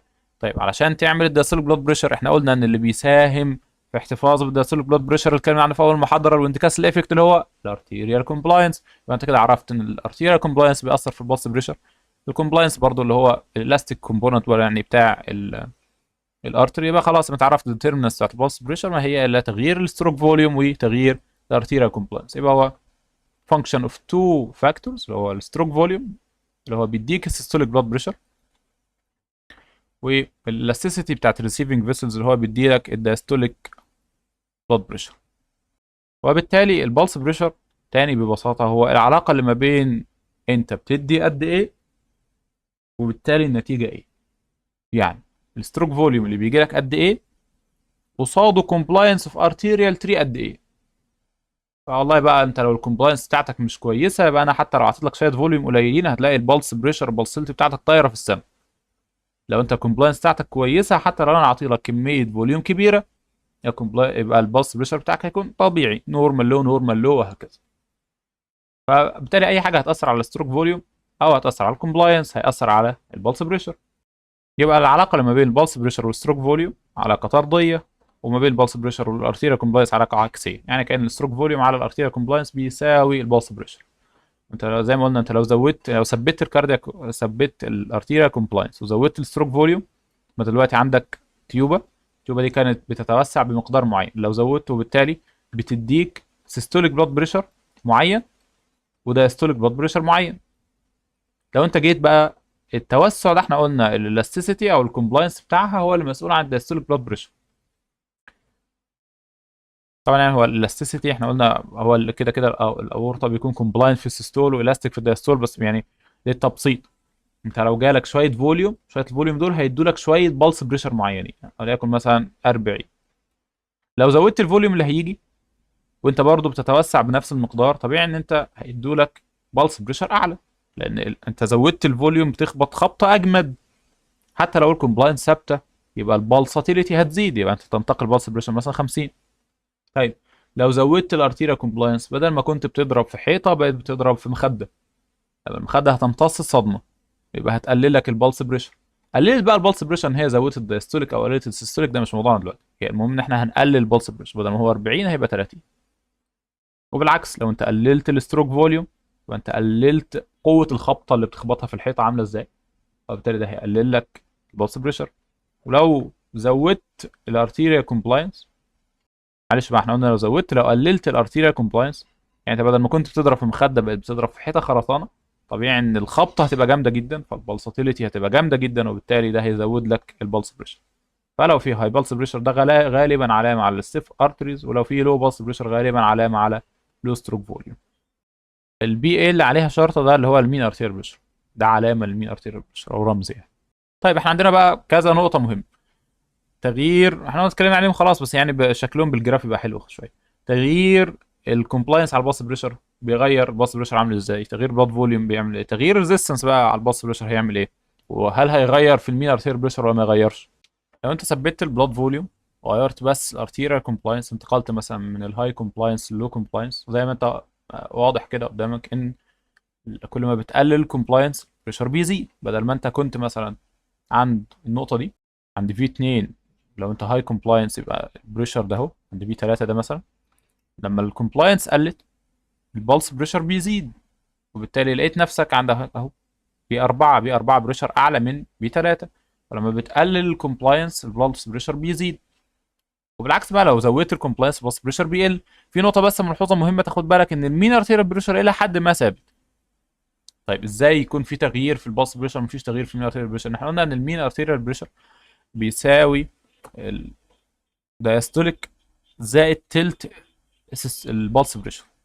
يبقى انت عندك دايستوليك بلاد بريشر، دايستوليك بلاد بريشر زائد دي بي، ماشي، زائد تلت البلس بريشر. طب انت هتقول لي ما هو البلس بريشر اختلف ازاي، الدايستوليك بلاد بريشر كان مثلا زي ما هو؟ لا، هي الفكره ان لما بيحصل تغيير في الكومبلاينس، لو فاكر لما اتكلمنا في اول المحاضره ان لما بتخسر الويند كاسل افكت ده، اصلا الدايستوليك بلاد بريشر بتاعك بيقل، الايجنج بروسيس فاكر ازوليت السيستوليك هايبرتنشن، فاصلا الدايستوليك بلاد بريشر بتاعك بيقل. فحتى لو البلس بريشر زاد، فزياده البلس بريشر تبقى اوفست بالنقص الدايستوليك بلاد بريشر، وبالتالي لما تخسر الدايستوليك بلاد بريشر بيرجع لك في النهايه ان المين ارتيريال بريشر ثابت. يبقى تغيير الكومبلاينس على البلس بريشر والمين ارتيريال بريشر، البلس بريشر هو اللي بيتغير.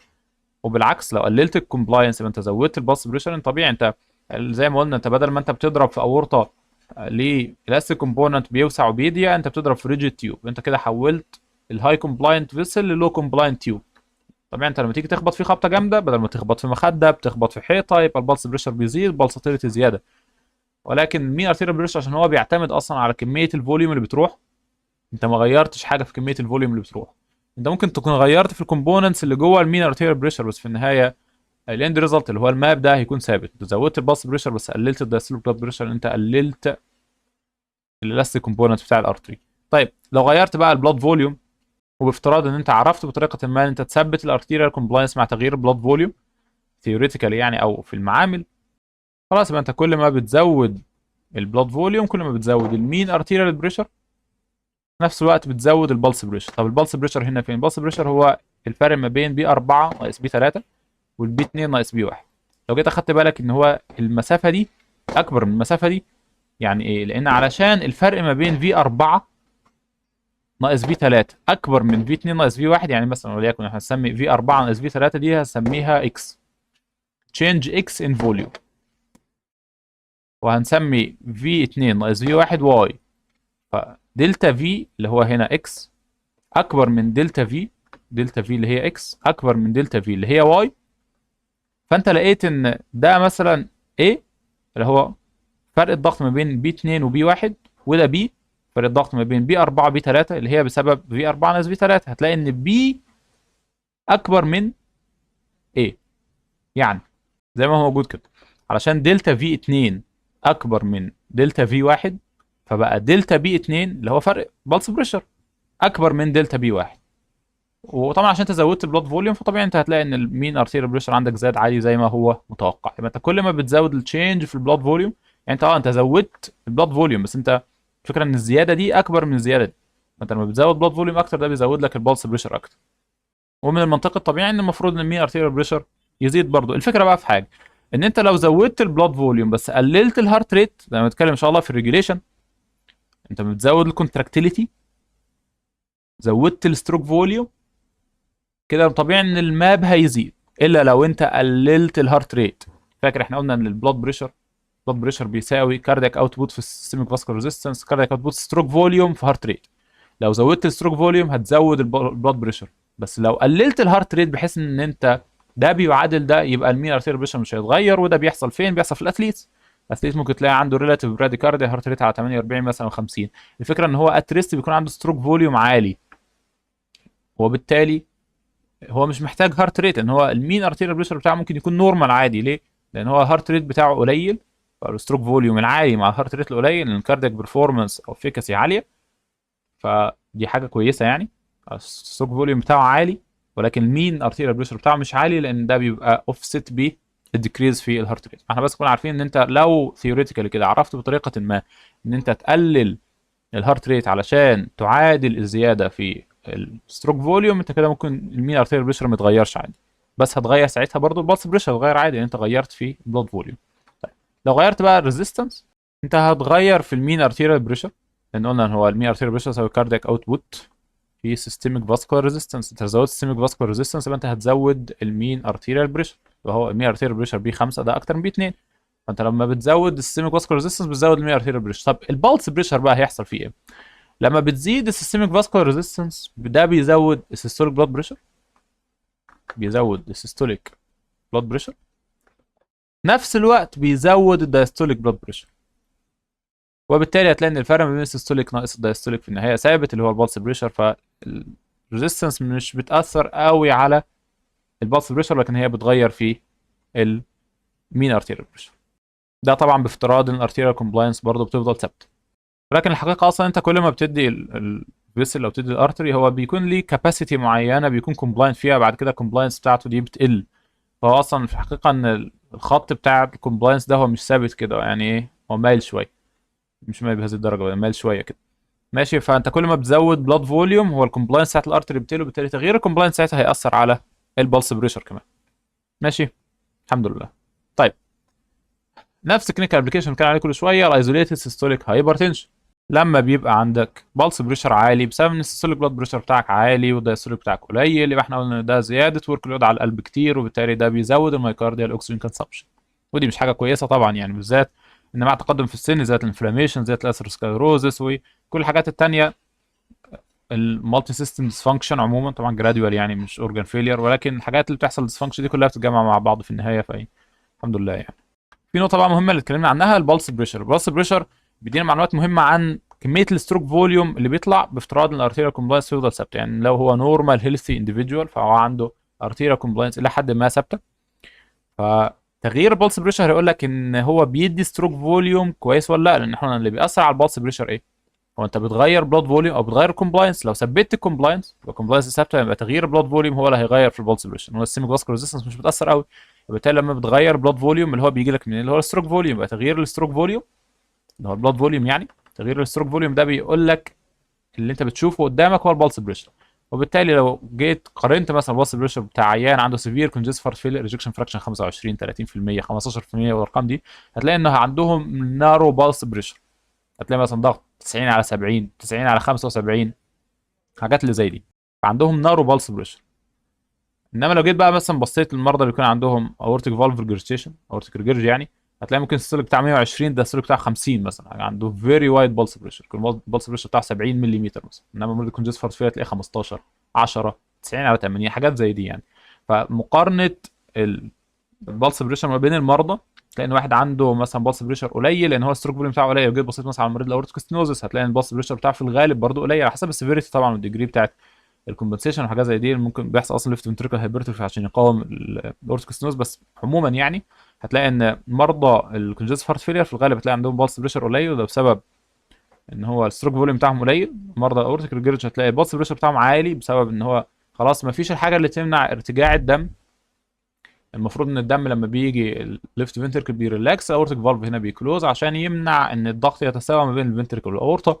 لو ده مش موجود بسبب اورتيك ريجرجيتيشن، الضغط هيحاول يتساوى، فهتلاقي ده السيستوليك 120، ده السيستوليك 80، ده السيستوليك مثلا 50 70 60 حاجات الارقام دي يعني. 70 رقم عالي يعني، 50 40 وهكذا يعني. وبنفس الفكره اللي اتكلمنا عنها بقى في الويل تريند اثليتس، بيكون عندهم ستروك فوليوم بتاعهم الى حد ما عالي، لان بيكون عندهم هاي فيجال تون، فيكون الهارت ريت بتاعهم 48 50 كده 45 حتى. فبالتالي علشان يحافظوا على نفس الكاردياك اوتبوت بيكون عندهم ميوكارديال افشنسي عاليه، بيدوا كميه ستروك فوليوم كبيره في الضربه الواحده. وده لان هو كل ما بيكون هارت ريت بيبقى بطيء، البراديكارديا دي بتسمح ان هي بتزود الدايستوليك فيلينج تايم. وزي ما احنا فاكرين بقى من فرانك ستارلين كيرف، كل ما بتزود البري لود في هيلث انديفيدوال انت على اسندنج كيرف بتزود الستروك فوليوم. يبقى سريعا كده المقارنه ما بين المين ارتيريال بريشر والبالس بريشر. المين ارتيريال بريشر بيبقى دريفن بريزيستنس والفلو وكاردياك اوتبوت ستروك فوليوم في السيستميك فاسكولار ريزيستنس او توتال بريفر ريزيستنس، ممكن تلاقيها تي بي ار. والبالس بريشر هو ستروك فوليوم على الارتيريال كومبلاينس. المين ارتيريال بريشر هو البرفيوجن بريشر والبرفيوزنج بريشر. البالس بريشر هو مسؤول عن السايكليك وول ستريس، ان كل ما البالس بريشر بيزيد دي بتبقى مشكله على الفنتركل، انه كده محتاج في الغالب ده بيكون بسبب زياده السيستوليك بلاد بريشر، محتاج ان هو يضخ قدام ارتيريال ريزيستنس عاليه او افتر لود عالي، وده بيزود مايكارديال اوكسجين كونسامشن يعني. ما احنا قلنا ان لو انت غيرت الارتيريال كومبلاينس بس، ده بيغير البلس بريشر بس مش هيغير المي ارتيريال بريشر، طبعا بافتراض ان انت ثبت الكاردياك اوتبوت يعني والسيستميك فاسكولار ريزيستنس. لو انت غيرت بقى الستروك فوليوم، ده هيغير البلس بريشر ويغير المين ارتيريال بريشر، لان المين ارتيريال بريشر بيبقى دريفن بايه؟ بكاردياك اوتبوت. وزي ما قلنا ان انت لو جيت زودت الستروك فوليوم بس قللت هارت ريت بقيمه قريبه علشان تعادل الكاردياك اوتبوت، يعني ما غيرش كاردياك اوتبوت، وبالتالي ده ساعتها تغيير الستروك فوليوم ده هيغير البلس بريشر بس مش هيغير المين ارتيريال بريشر. الناس اللي احنا اتكلمنا عنها بنجمع بس. وقلنا المي ارتيريال بريشر بيبقى بيزيد مع زياده الكاردياك اوتبوت وتوتال بريفر ريزيستنس، انما الارتيريال بريشر بيزيد مع زياده الستروك فوليوم ونقص الارتيريال كومبلاينس. طيب، ثالث حاجه مهمه وهي البلس ويف امبليفيكيشن ودامبنج. يعني ايه بلس ويف امبليفيكيشن؟ لما الليفت فنتركل بيجكت بلد، احنا قلنا اللي بيعمل الليفت فنتركل ان هو بيجنريت انرجي، والانرجي دي بيديها البلاد عشان يموف فورورد، عشان يتغلب على السيمي فاسكولار ريزيستنس ويتغلب على الجرافيتي مثلا اللي هو طالع فوق. طيب، لما الانرجي دي بتوصل للدم والدم بينضخ في الاورطه، اللي بيحصل ان الطاقه بتاعه الدم بتعمل تذبذبات في الجدار بتاع الاورطه. التذبذبات دي تعمل ويف، هي موجه. الموجة دي بتنتقل في الأورطة والأرتيريال برانش عموما الأرتيريال تري أسرع من انتقال الدم نفسه. يعني إيه؟ يعني أنت ممكن تفترض مثلا زي مثال البرق والرعد. لو حصلت حاجة في السحب عشان تكون برق ورعد، فأنت بتشوف البرق الأول بعدين بتسمع الرعد، فهي نفس الفكرة. ممكن يكون مصدر الحاجة واحد، فهو في النهاية هو اللي بيحصل إن بيحصل ليفت فنتريكولار ايجكشن، فبلاد بيبقى اجكتد في الأورطة. اصطدام الدم بالأورطة بسبب ان هو بيكون محمل بطاقه كبيره بيعمل موجه. الموجه دي بتكون سريعه جدا لدرجه ان هي ممكن السرعه بتاعتها توصل لغايه 12 متر في الثانيه، اللي هو اسرع ب 20 مره من سرعه الدم نفسه اللي بيتحرك جوه الاورطه. يعني احنا قلنا الدم اللي بيمشي في الاورطه بيمشي بسرعه حوالي 50 سم في الثانيه، نص متر في الثانيه يعني. الويف بقى اللي بتطلع بسرعه من 4 ل 12 متر في الثانيه، يعني هي بتتحرك اسرع 20 مره من الدم اللي بيتحرك جوه الاورطه. قلنا ان الفكره ان الويف دي عشان هي بتتحرك في الجدار، فهي مش بتقابل نفس المقاومة أو المعوقة اللي بيلاقيها الدم بسبب الفريكشن. احنا قلنا الدم ده بيحصل زي ما قلنا في المحاضرة اللي فاتت، بيحصل internal friction جوه البلاد نفسه بسبب الكومبوننتس المختلفة، الهيتروجينس كومبوننتس يعني، والار بي سيز حتى ما بينها وبين بعضها بيحصل external friction ما بين البلاد والفيسل وول. علشان الويف اللي بتنطلق بسبب دفعة الدم في الأورطة بتتحرك حوالين، بتتحرك جوه الوول، فده بيخلي سرعتها أكبر كتير جدا من سرعة الدم. فهي دي بلس ويف. وبلس ان هي بتحصل وقت ستروك فوليوم ايجكشن، وقت البلس. وهي ويف، هي موجة. الدم نفسه لسه بيتحرك عادي، ولكن الموجة نفسها زي ما الصورة بوضحها كده، الموجة بتسبق الدم. يعني ممكن يكون انتقل من بداية الارتري لغاية نهايته، ولكن لسه الدم لسه في بداية الارتري او في نص. وبالمناسبة الموجة دي هي الموجة اللي انت بتحسها لو جيت حطيت ايدك على الراديال ارتري. ان احنا قلنا الدم مثلا بيتحرك في الأورطة بسرعة نص متر في الثانية، والسرعة بتبطأ كل ما تمشي مور بريفرالي. طيب والمفروض دلوقتي لما بيحصل كونتراكشن عند القلب، الايجكشن ده لسه على ما يوصل للراديال ارتري متر مثلا ولا حاجه، المفروض ياخد ديلي كده بالمنطق. لو هو بيتحرك حتى لو ماكسيمم سبيد نص متر في الثانيه، المفروض ان بعد ما يحصل البلس اللي انت بتسمعها اس 1 مثلا، لما تيجي تحط سماعه على القلب تسمع اس 1 بدايه السيستولي، يعني دلوقتي بيحصل ايجكشن. فالمفروض ان بعدها بثانيتين، يعني بعدها يعني هو المفروض نص متر في الثانيه، يبقى عشان يجيب متر محتاج ثانيتين، يبقى المفروض بعدها بثانيتين تحس ريدر بالس. ان في الحقيقه انت بتحس ريدر بالس يعتبر بعدها على طول. ليه؟ لان انت اللي انت بتحسه هو الويف اللي بتنطلق بعد الكونتراكشن. انت مش بتحس بمرور الدم تحت ايدك، لان المفروض اصلا كده كده الفيسل وول نورمالي نوت فيلد، الا بقى في الناس اللي بيكون عندهم الدايابيتس ميتس مثلا او حاجه، او الايجنج ده بيعمل ستيفنس. ده مش موضوعنا دلوقتي، تحس كورد لايك وبتاع. المهم بالنسبه لنا ان انت لما تيجي تحس بريدي ارتري بتحس الويف اللي بتنطلق بسبب دفعه الدم جوه الاورطه. فهي دي الويف اللي انت بتحسها في الريدي ارتري لما تيجي تحس. طيب منطقيا بقى انت هتيجي تبص، طب يعني ايه اللي بيحدد مثلا سرعه الويف دي؟ احنا هنيجي نشوف. والله هل انت متخيل مثلا لو في موجه بتتحرك، الموجه اللي بتتحرك دي لو بتتحرك في حاجه طريه اسهل لها، لو بتتحرك في حاجه ناشفه؟ الحاجه الطريه طبيعي ان هي علشان بتتمدد بتوسع وبتصغر، في الاستيك كومبوننتس ما بينها جواها، ما بين الاجزاء وبين بعض، فده طبيعي ان هو هيبطئ حركه الموجه. يبقى كل ما التيوب او الفيسل بقى هنا بالنسبه لنا يكون مور ريجيد، يعني يكون ليس كومبلاينت، هتكون البلسد ويف اسرع. لان هو طبيعي انت لو جيت حركت حاجه، جبت اسطوانتين مثلا، واحده حديد واحده بلاستيك، وجيت خبطت على طرف اسطوانه، على افترض انت هتحس بالاهتزاز يعني الناحيه التانيه، اكيد هتحس بالاهتزاز في الاسطوانه الحديد احسن من الاسطوانه البلاستيك، هي نفس الفكره. فكل ما الكومبلاينس بتاع الفيسلز يقل، كل ما الفيسلز تبقى مور ستيف، ده بيخلي البلسد ويف اللي بتنطلق بسرعه اكبر. طب ده هيفيدنا بايه؟ هنعرف دلوقتي كمان شويه. تاني حاجه من الملاحظات المهمه اللي وجدت، ان البلس بريشر بيزيد كل ما تبعد عن السنترال اورتيك بريشر. يعني انت كان من المتوقع ان المفروض يعني ان اكبر ضخه للدم طبيعي ان هي تكون ما بين الليفت فنتريكل والاورطه، فاكبر بلس بريشر هيكون عند الاورطه. ولكن اللي وجد ان لا، ده انت لو جيت بصيت نزلت عند الفيمورال مثلا، هتلاقي ان الفيمورال ارتري عنده بلس بريشر اعلى من اللي موجود عند الاورطه. كل ما تمشي مور بريفرالي مور ديستالي، البلس بريشر بيكون زياده، السيستوليك بريشر بيعلى والديستوليك بريشر بيقل، البلس بريشر بيزيد. طب ايه اللي بيعمل كده؟ هنعرف دلوقتي ان شاء الله. طيب احنا قلنا ان البلس ويف اللي بتطلع دي بتزيد كل ما الارتيريا كومبلاينس يقل. معنى كده ان لما بيحصل ايجنج الارتيريا كومبلاينس بيقل، وبالتالي البلسد ويف فيلوسيتي بتزيد. اعرف الاسم ده مهم جدا، بلسد ويف فيلوسيتي بتزيد with aging. وعلشان هي لو احنا جينا نقيس السرعه دي، لا فعلا اكتشفنا ان هي هم يعني اكتشفوا ان هي بتزيد كل ما العمر يتقدم في السن، كل ما البني ادم يتقدم في السن. معنى كده ان خلاص دي علامه على ديكريز ارتيريا كومبلاينس، فكده فعلا بيحصل مع الايجنج ديكريز ارتيريا كومبلاينس. دي اول نقطه. تاني نقطه ان هم لقوا ان كل ما انت بتبعد عن الاورطه، كل ما برضه سرعتها بتزيد، حتى لو هو في نفس الايج، ادلت ايج، مش الدرلي. معنى كده ايه؟ معنى كده انت كل ما بتبعد عن الاورطه الكومبلاينس بيقل. يبقى احنا كده عرفنا انت كل ما بتبعد عن الماسكولار اورطه اللي هو الاستيك ماسكولار ارتري، وبتمشي ناحيه البريفري ناحيه الديستال برانشز او الديستال ارتريز، انت بتخسر كومبلاينس. معنى كده الفاسكولار كومبلاينس بيقل كل ما تمشي ديستالي. حلو. افتكر برضو مهم المعلومه دي، ان احنا كده عندنا معلومتين مهمين، ان السرعه بتزيد بسبب نقص الكومبلاينس، يبقى الكومبلاينس بيقل. طب انت فاكر بقى احنا لسه متكلمين اهو، الكومبلاينس لما بيقل البلس بريشر بيحصل فيه ايه؟ البلس بريشر بيزيد. يبقى نفس نقص الكومبلاينس اللي بيقلل، نفس نقص الكومبلاينس اللي بيزود البلس بريشر اللي بيزود الفيلوسيتي بتاعه البلس ويف.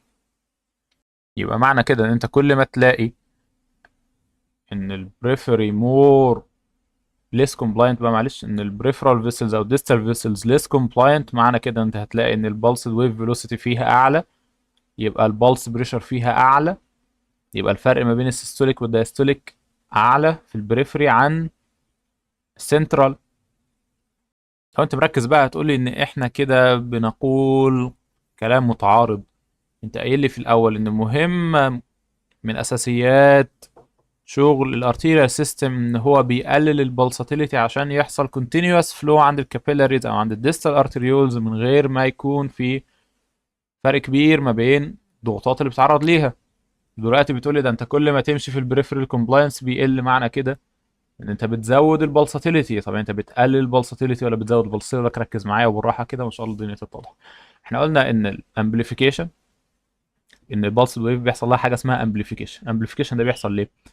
اول حاجه بسبب ديكريز كومبلاينس اوف ديستال ماسكولار ارتريز. احنا خلاص، او كل ما بتقلل الكومبلاينس الفيلوسيتي بتزيد، وبالتالي ان البلس ويف فيلوسيتي دي بتزيد، يبقى بيحصل امبليفيكيشن يعني الويف بتكبر. تاني حاجه بقى نقطه مهمه عند الارتيريال برانش بوينت، يعني بس احنا عندنا ده كده ارتري، وليكن مثلا الاورطه بينقسم بعد كده الكومون ايلياك رايت وليفت. عند الكومون ايلياك او عند الارتيريال برانش بوينتس عموما، اللي بيحصل لما الويف دي بتتحرك كده، نرسمها بلون مختلف، لما الويف دي مثلا بتتحرك كده بتيجي تقابل الارتيريال برانش بوينت، فجزء من الويف بيكمل، ولكن جزء منها بيرجع تاني في عكس الاتجاه، لان هي بتخبط في حيطه. يعني طبيعي بتخبط في حيطه، فلكل فعل رد فعل مساوي له في المقدار ومضاد له في الاتجاه، في زيران في كل حته. ماشي، فجزء من الويف ده حتى ممكن نعمل بلون مختلف، جزء من الويف ده بيرجع تاني، يعني مش باين عشان اللون، جزء من الويف ده بيرجع تاني عكس الاتجاه. فاللي بيحصل ايه؟ ان الويف اللي رايحه كده تقابل الويف اللي جاي من الناحيه التانيه. فلو جيت انت قست ضغط في الناحيه دي، في النقطه عند النقطه دي بالظبط، سيستوليك بلاد بريشر، هتلاقي ان السيستوليك بريشر عالي، لان انت عندك ويف جايه من على اليمين وويف جايه من على الشمال، الاثنين هيتجمعوا مع بعض، هيحصل سميشن، وبالتالي يحصل امبليفيكيشن، وبالتالي الضغط بيعلى. يبقى تاني، انت لو عندك تو ويفز، واحده ماشيه كده والتانيه ماشيه في نفس الاتجاه، المفروض ان هم يتقابلوا كده. ايه المحصله بتاعت الكلام ده؟ ان انت هتلاقي ان في النص المكان اللي بيتلاقوا فيه، يعني مثلا لو افترضنا ان ده المكان اللي بيتلاقوا فيه، النص هنا، هتلاقي الجزء ده بقى اكبر. يبقى انت لو جيت قست الضغط في الحته دي هتلاقي ان الضغط هنا عالي. ليه؟ لان التو ويفز دول بيتجمعوا مع بعض، بيحصل لهم سميشن، وبعدين بيكملوا بيمشوا في الاتجاه بتاعهم ده. هوريك فيديو كمان شويه الامور هتتضح ان شاء الله. يبقى عند الارتيريال برانش بوينت زي ما قلنا، ده كده الارتري بيحصل عنده برانشنج عند الارتيريال برانش بوينتس، في جزء من الويف بيبقى ريفلكتد كده، عملنا ريفليكشن للويف. جزء الويف الريفلكتد ده لو جيت انت قست في النقطه دي اللي بيحصل عندها الريفليكشن، بيحصل سميشن للويف، وبالتالي بتلاقي السيستوليك بريشر بتاعها اعلى. يبقى انت كده عرفت حاجه اسمها سميشن للويف. دي اعرف بس كده واحده واحده الامور هتتضح، اصبر بس. ماشي، يبقى احنا كده عملنا امبليفيكيشن للويف. احنا برضو لسه ما حلناش المشكله، احنا عايزين ننتقل المفروض من الحته بتاعت الاورطه لو عندها هاي بالساتيليتي لحاجه الكابيلاريز مش عايزين يكون فيها بالساتيليتي اصلا. انت كده ده انت زودت البلس. حتى بص، حتى الرسمه لو جيت ده الاورتيك بالس، لو جيت نزلت كده الفيمورال ارتيري بارس، هتلاقي ان البلساتيليتي اللي هو الفرق ما بين السيستوليك والدايستوليك، يعني ده الفرق اهو، الفرق ده اكبر اصلا من الفرق ده. ليه؟ احنا قلنا البلس بريشر بيزيد، البلساتيليتي بتزيد، انت كده بوظت الدنيا اكتر. يبقى ايه بقى اللي بيحصل؟ اللي بيحصل ان صحيح بيحصل امبليفيكيشن في الارتريز، ولكن البلسيشنز في النهايه بتبقى دامد او سموثد اوت. يعني ايه؟ يعني خلاص كانك بتشد من الجنبين كده بحيث ان هي تبقى خط مستقيم. كل ما انت تمشي في البريفري اكتر، انت بتعتقد ان في البيج لارج ماسكولار ارتريز، يعني مثلا انت ماشي من الاورطه تروح للإيلياك تروح للفيمورال، ماشي البوبليتيال، بس اول ما بتوصل عند المستوى بتاع الارتريوز خلاص كل ده بيتسطح. شوف انت بتنتقل من ده اهو لا، عند الارتريولز سبحان الله، يعني هذا خلق الله فاروني ماذا خلق الذين من دون. عند الارتريولز كل حاجه بتتسطح خلاص، بقى بلساتيليتي محدوده جدا، وبتقل كمان اكتر عند الكابيلاريز. بس هو اللارجست دروب بتكون في الانتقال ما بين لارج ماسكولار ارتريز والارتريولز. طيب ليه ده بيحصل؟ احنا قلنا ان الارتريولز هي تعتبر البرايمري ريزيستنت فيسلز اوف ذا سيركيوليشن، يعني هي اللي بيكون هي القادره على، زي ما قلنا في الجزء اللي فات من المحاضره اللي فاتت، ان الارتريولز هي اللي عندها ثيك ماسكولار كوت، وبالتالي او يعني عندها سموث ماسل سيلز. سموث ماسل سيلز دي بتسمح لها ان هي تغير الدايمتر بتاعها. لو فاكرين ان الريزيستنس بتتناسب مع واحد على ار اس 4، ار سمول اس 4 اللي هو الراديوس اس 4. بالتالي اي تغيير في الراديوس هيغير كتير جدا في الريزيستنس. وبالتالي عشان الارتريوز هي الميجور ريزيستنت فيسلز، فهي اللي بتتحكم في systemic vascular resistance، او يعني total peripheral resistance. total peripheral resistance، علشان هي بتتحكم في total peripheral resistance، فالارتيروز عندها خاصيه جميله جدا، الا وهي الجمع ما بين الفيزياء والفسيولوجي. احنا اخدنا في المحاضره اللي فاتت ان في بتساوي اي ار، في اللي هي دلتا بي بتساوي اي اللي هي كيو، فار اللي هي ار ريزيستنس عادي زي ما هي.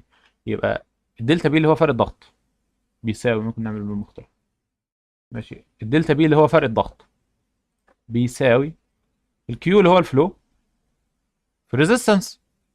يبقى انت لو جيت تشوف فرق الضغط كتير ولا قليل، كيو كده كده ثابت اللي هو الفلو، يبقى انت تشوف الريزيستنس ايه اللي بيحصل فيه. والله احنا لقينا ان احنا عندنا الحمد لله قدرة كبيرة جدا على تغيير الريزيستنس، لان احنا عندنا ار بتتناسب عكسيا مع واحد على ار سمول اس 4. وبالتالي عشان انت الحمد لله عندك القدرة ان انت تغير ار اس 4، بالتالي بتغير ار ريزيستنس، فلما بتغير الريزيستنس بتغير في الدلتا بي. فعلشان الارتريولز عندها القدرة على ان هي تغير الريزيستنس بتاعتها بكمية كبيرة بتغيير بسيط جدا في الراديوس، فده بيغير الدلتا بي اللي هو فرق الضغط اللي هو البريشر جريدينت اللي هو بريشر دروب. وبالتالي هي بتتحكم في البلساتيليتي اللي جايه لها. لو جاي لها ضغط عالي هي هتغير ريزيستنس عشان تحافظ على الضغط في مستوى معين، لو جاي لها ضغط قليل هتغير ريزيستنس عشان تحافظ على الضغط بمقدار معين. فسبحان الله، يعني علشان هي الارتريولز تقدر تغير ريزيستنس بتغيير بسيط في الراديوس، فعشان كده هي بتتحكم في الدلتا بي اللي هو بريشر دروب في الانتقال ما بين الارتريز واللارج ارتريز والكابيلاريز. عشان كده هي بتدامبن او بتسموث اوت البلساتايل نيتشر بتاعت باقي اللارج فيسلز. يبقى المحصله في النهايه ايه اللي احنا عايزين نقوله؟ اللي عايزين نقوله ان احنا لما الفنتركل بيكونتراكت بيطلع لنا بالسد ويف. البلس ويف دي تروح تمشي لغايه ما توصل عند البرانش بوينتس. عند البرانش بوينتس جزء منها بيرتد، فعند المكان بتاع الارتداد ده لو جيت هنا قيس الضغط بتكتشف ان بيحصل امبليفيكيشن، بيحصل سميشن اوف ويفز، فتلاقي السيستوليك بريشر هنا بيعلى، وبعدين كل ويف هتمشي في الاتجاه بتاعها عادي. فده بيحصل سميشن، بيحصل امبليفيكيشن في نفس الوقت، علشان انت كل ما بتمشي داونورد في سيركيليشن او ديستالي او بريفرال في سيركيليشن كومبلاينس بيقل. لما الكومبلاينس بيقل الفيلوسيتي بتزيد، وبيحصل امبليفيكيشن زياده للويف، وبالتالي البلساتيليتي بتزيد. فدي بالنسبه لك مش حاجه كويسه. ولكن سبحان الله علشان وجود الارتريوز هي الجيت كيبر بتاع السيركيليشن اللي قبل الكابيلاريز على طول. الارتريوز عشان هي بتقدر تتحكم في الريزيستنس بتاعتها بان هي بتتحكم في الراديوس، او ان الريزيستنس تناسب مع واحد على ار اس 4. لما تغير ار اس 4 بتقدر تغير الدلتا بي، وبالتالي هي بتتحكم في كمية الضغط الواقع عليها، وبالتالي الواقع بعد كده على الكابيلاريز. ففي النهاية اللي بيوصل للكابيلاريز هو يعتبر إلى حد ما continuous flow، ما فيهوش أي pulsatility خالص. يبقى زي ما هو واضح كده إن هتلاقي في آخر ثلاثة، يعني آخر اتنين هنا يعتبر برضه راديال ارتري فيه شوية pulsatility. الارتريوز والكابيلاريز طبعا بيكون الراديال أقل من الفيمورال، يعني إن هو الفيمورال أبعد ماشي مع الجرافيتي وكده. الارتريوز والكابيلاريز هتلاقيها تعتبر سموزد اوت خالص، يعني البلسلتي بتاعتها محدوده جدا، يعني مثلا 5 مللي مثلا فرق ولا حاجه. انت كل ما تنتقل من الارتريولز سمولر ارتريولز للكابيلاريز هتلاقي ان البلسلتي بتقل بالتدريج لدرجه ان خلاص يعتبر كأن مفيش بلسلتي خالص. الحمد لله وصلنا لان احنا عملنا كونتينوس فلو ماشي في الكابيلاريز، مع ان انت عندك بامب واحده. المفروض البامب الواحده دي بتطلع انترميتنت فلو لان هي بتحتاج تسحب الدم وتضخ الدم. ده بفضل ان سبحان الله في سكند بامب اللي هو الويند كاسل افكت او الاستيك ريكويل بتاع الابورتو، بالاضافه الى ان البلس ويف دي بتسمح بان الضغط، بان الدم يوصل بضغط كويس للاطراف، وفي نفس الوقت لما يجي يوصل عند مستوى الارتريوز خلاص البلسات دي احنا مش محتاجينها، فبتبقى دم بتبقى سموزد اوت عادي. لما بقى بيحصل مشكله بحيث ان البلساتايل اندكس بتاع الاورطه يكون كتير جدا، مريض مثلا عنده اورتيك ريجرج، بيعمل لك حاجه اسمها كوينكيس ساين، اللي هو تحس ببلسيشنز في الكابيلاريز بتاعه الفينجر تيبس مثلا ولا حاجه. فده ساعتها لما بيكون اورتيك بالسيشنز فيري فيجرس، حاجه اكستريملي لارج، الناس بيكون ضغطهم 170 على 50 مثلا، فانت خلاص انت هتعمل ايه؟ انت بتنط كده مثلا، فطبيعي ان ده على ما يجي يوصل للكابيلاريز هيكون كده مثلا، هيكون بالفعل فيه شويه بلساتيليتي، ولكن هي برضه بتكون اقل من الموجوده في الاورطه، ولكن هي كافيه لان هي تتحس زي ما تيجي تحس انت الراديال ارتري كده، يعني لو هو الكابيلاري موجود فيها نفس البلساتيليتي بتاعت الراديال ارتري انت هتحس الكابيلاريز عادي، بالذات في الحتت الرفيعه زي الفينجر تيبس وكده. الديجري اوف دامبنج او السموزنج اوت بتاع الارتريوز ده بيعتمد على الريزيستنس بتاعت الارتريوز والكومبلاينس بتاعت الارتريوز. احنا قلنا الارتريوز بتتحكم في الريزيستنس، وكل ما الكومبلاينس بيزيد ده بيزود البلس ويف فيلوسيتي، بالتالي بيزود البلس، فبيكون اصعب شويه على الارتريز ان هي تقدر تتحكم في ان هي تقلل البلسطايل اندكس ده. ففي النهايه اللي بيجي لك في السبيشال ماب بتاعت الارتيريال بريشر بتكون حاجه شبه كده، الفنتركل بيطير بينط من 120 ينزل لغايه تحت خالص، في بعض الاحيان ممكن يوصل للسالب، يعني في الميترال ستينوز وحاجات كده طبعا او ثيوريتيكالي. فممكن تلاقي النورمال ده السيلك بريشر بتاعه 5 مثلا ولا حاجه، يكون 120 على 5. تيجي عند الاورطه سبحان الله لو في كومبتنت اورتيك فالف تلاقي الضغط 120 80 120 80 120 80. تيجي انت ماشي كده ناحيه السمول ارتريز هتلاقي ان البلساتايل اندكس او البلساتيل بتاعتها اصلا بتزيد، بدل ما انت كنت بتتكلم من 120 80 يعني انت كده مثلا 125 لغايه تحت خالص عند 50 مثلا، تلاقي البلساتايل اندكس بيزيد جدا. تيجي عند الارتريولز بقى، الارتريولز بتحاول تقلل قدر الامكان البلساتايل اندكس، بدل ما انت كنت فوق هنا دي كلها مسافه، يعني بنسميهم مختلفه عشان تبقى، دي كلها دي في الاول كانت مسافه الاورطه، بعد كده اولا دي مسافه الفنتريكل، ولو مفيش كومبتنت اورتيك فالف كنت هتلاقي الاورطه برضه لما بيجي ينزل عند الدايستول بينزل تحت خالص بيتهبط في الارض. فكده دلوقتي بقى عندك دي مسافه الفنتركل، دي مسافه الاورطه، دي البلساتيليتي بتاعت الارتريز اللي بعد الاورطه، وبتزيد كمان كل ما تمشي بريفرالي. بعدين تيجي عند المستوى بتاع الارتريوز هتلاقي ان البلساتيليتي بتقل بالتدريج لغايه ما تمشي توصل لكانك ما عندكش اي بلساتيليتي خالص في الكابيلاريز. عندنا كلينيكال ابلكيشن مهم جدا جدا على البلس ويف فيلوسيتي، ركز معايا، ركز اذا كنت نمت قبل كده ركز.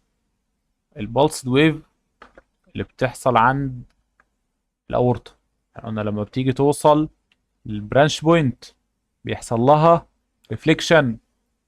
ريفليكشن ده يعني ايه؟ يعني بيرتد جزء منها لورا، بيرتد جزء منها لورا لغايه ما يوصل فين؟ لغايه ما يوصل الاوريجين بتاع الاورطه عند الاورتيك فالف.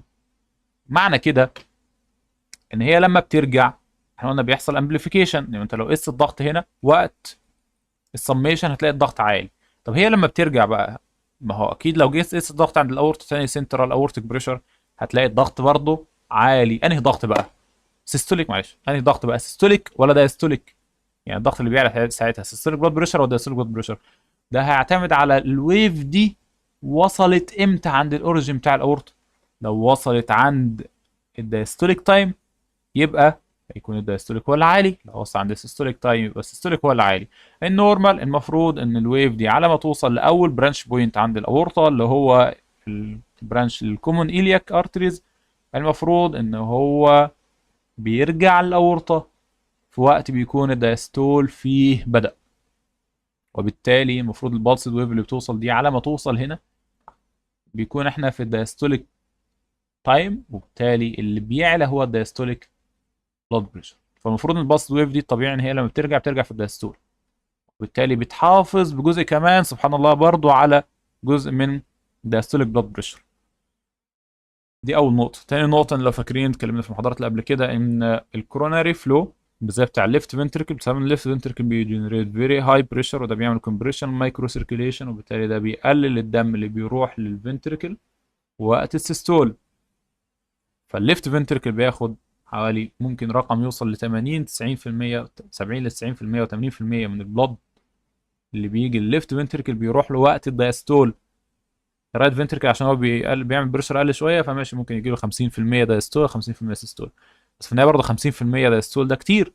فالليفت فنتركل بيجي له 80% في الدايستول، لما بيكون عنده دايستوليك بلاد بريشر كويس لو فاكرين اتكلمنا في المحاضرات قبل كده، مثلا محاضرات الهارت فيلير وكده، ان لما بيكون في دايستوليك بلاد بريشر كويس فده بيعمل كوروناري بلاد فلو كويس، لان هو الكوروناري فلو بيعتمد على الدايستوليك بلاد بريشر، دايستوليك بلاد بريشر ناقص الليفت فنتريكولار دايستوليك بريشر، ناقص ليفت فنتريكولار دايستوليك بريشر. فلما بيكون الدايستوليك بريشر كويس فده هيديك كوروناري فلو كويس. فسبحان الله البلسد ويف دي لما بتيجي ترجع تاني بتريتيرن وقت الدايستول، فده بيأوجمنت الدايستوليك بلاد بريشر، وبالتالي بيحافظ على الكوروناري فلو. انت عرفت كده المعلومه، مش مهم ننساها. اللي احنا عايزين نقوله ايه؟ ان احنا بنتكلم فيه دايما كل مره الايزوليتد سيستوليك هايبرتنشن تاني لما بيكون في decreased compliance. فاكر إيه اللي بيحصل في البلسد ويف؟ الفيلوسيتي بتزيد. لما الفيلوسيتي بتاعت البلسد ويف تزيد، بدل ما ترجع في الدايستول ترجع في السيستول، فتعمل اوجمنتيشن للسيستوليك بلاد بريشر، فيزيد برضه السيستوليك بلاد بريشر اكتر، يزود لك تاني الايزوليتد سيستوليك هايبرتنشن بتاع الالدرلي. يعني هي كانت بتوجمنت الدايستول، دلوقتي الدايستول هيقل، الدايستوليك بلاد بريشر يعني الدايستوليك بلاد بريشر هيقل، وهتوجمنت السيستول، فالسيستوليك بلاد بريشر هيزيد، يزود لك البلس بريشر اللي هو علامه عليه اللي هو نقص الكومبلاينس. يبقى ده سبب تاني بيخلي نقص الكومبلاينس بيزود البلس بريشر، ان هو اهوت البلس ويف دي لما بيحصل لها ريفليكشن وبترجع تاني. لو انت جيت قست الضغط سنترالي عند الاورطه، بدل ما البلس ويف دي كانت بتوجمنت الدايستوليك بلاد بريشر، هتوجمنت السيستوليك بلاد بريشر وتليف الدايستوليك بلاد بريشر لوحده كده خلاص يبقى قليل، وبالتالي هيزود البلس بريشر، هيحصل ايزوليتد سيستوليك هايبرتنشن اللي بيحصل عند الالدرلي.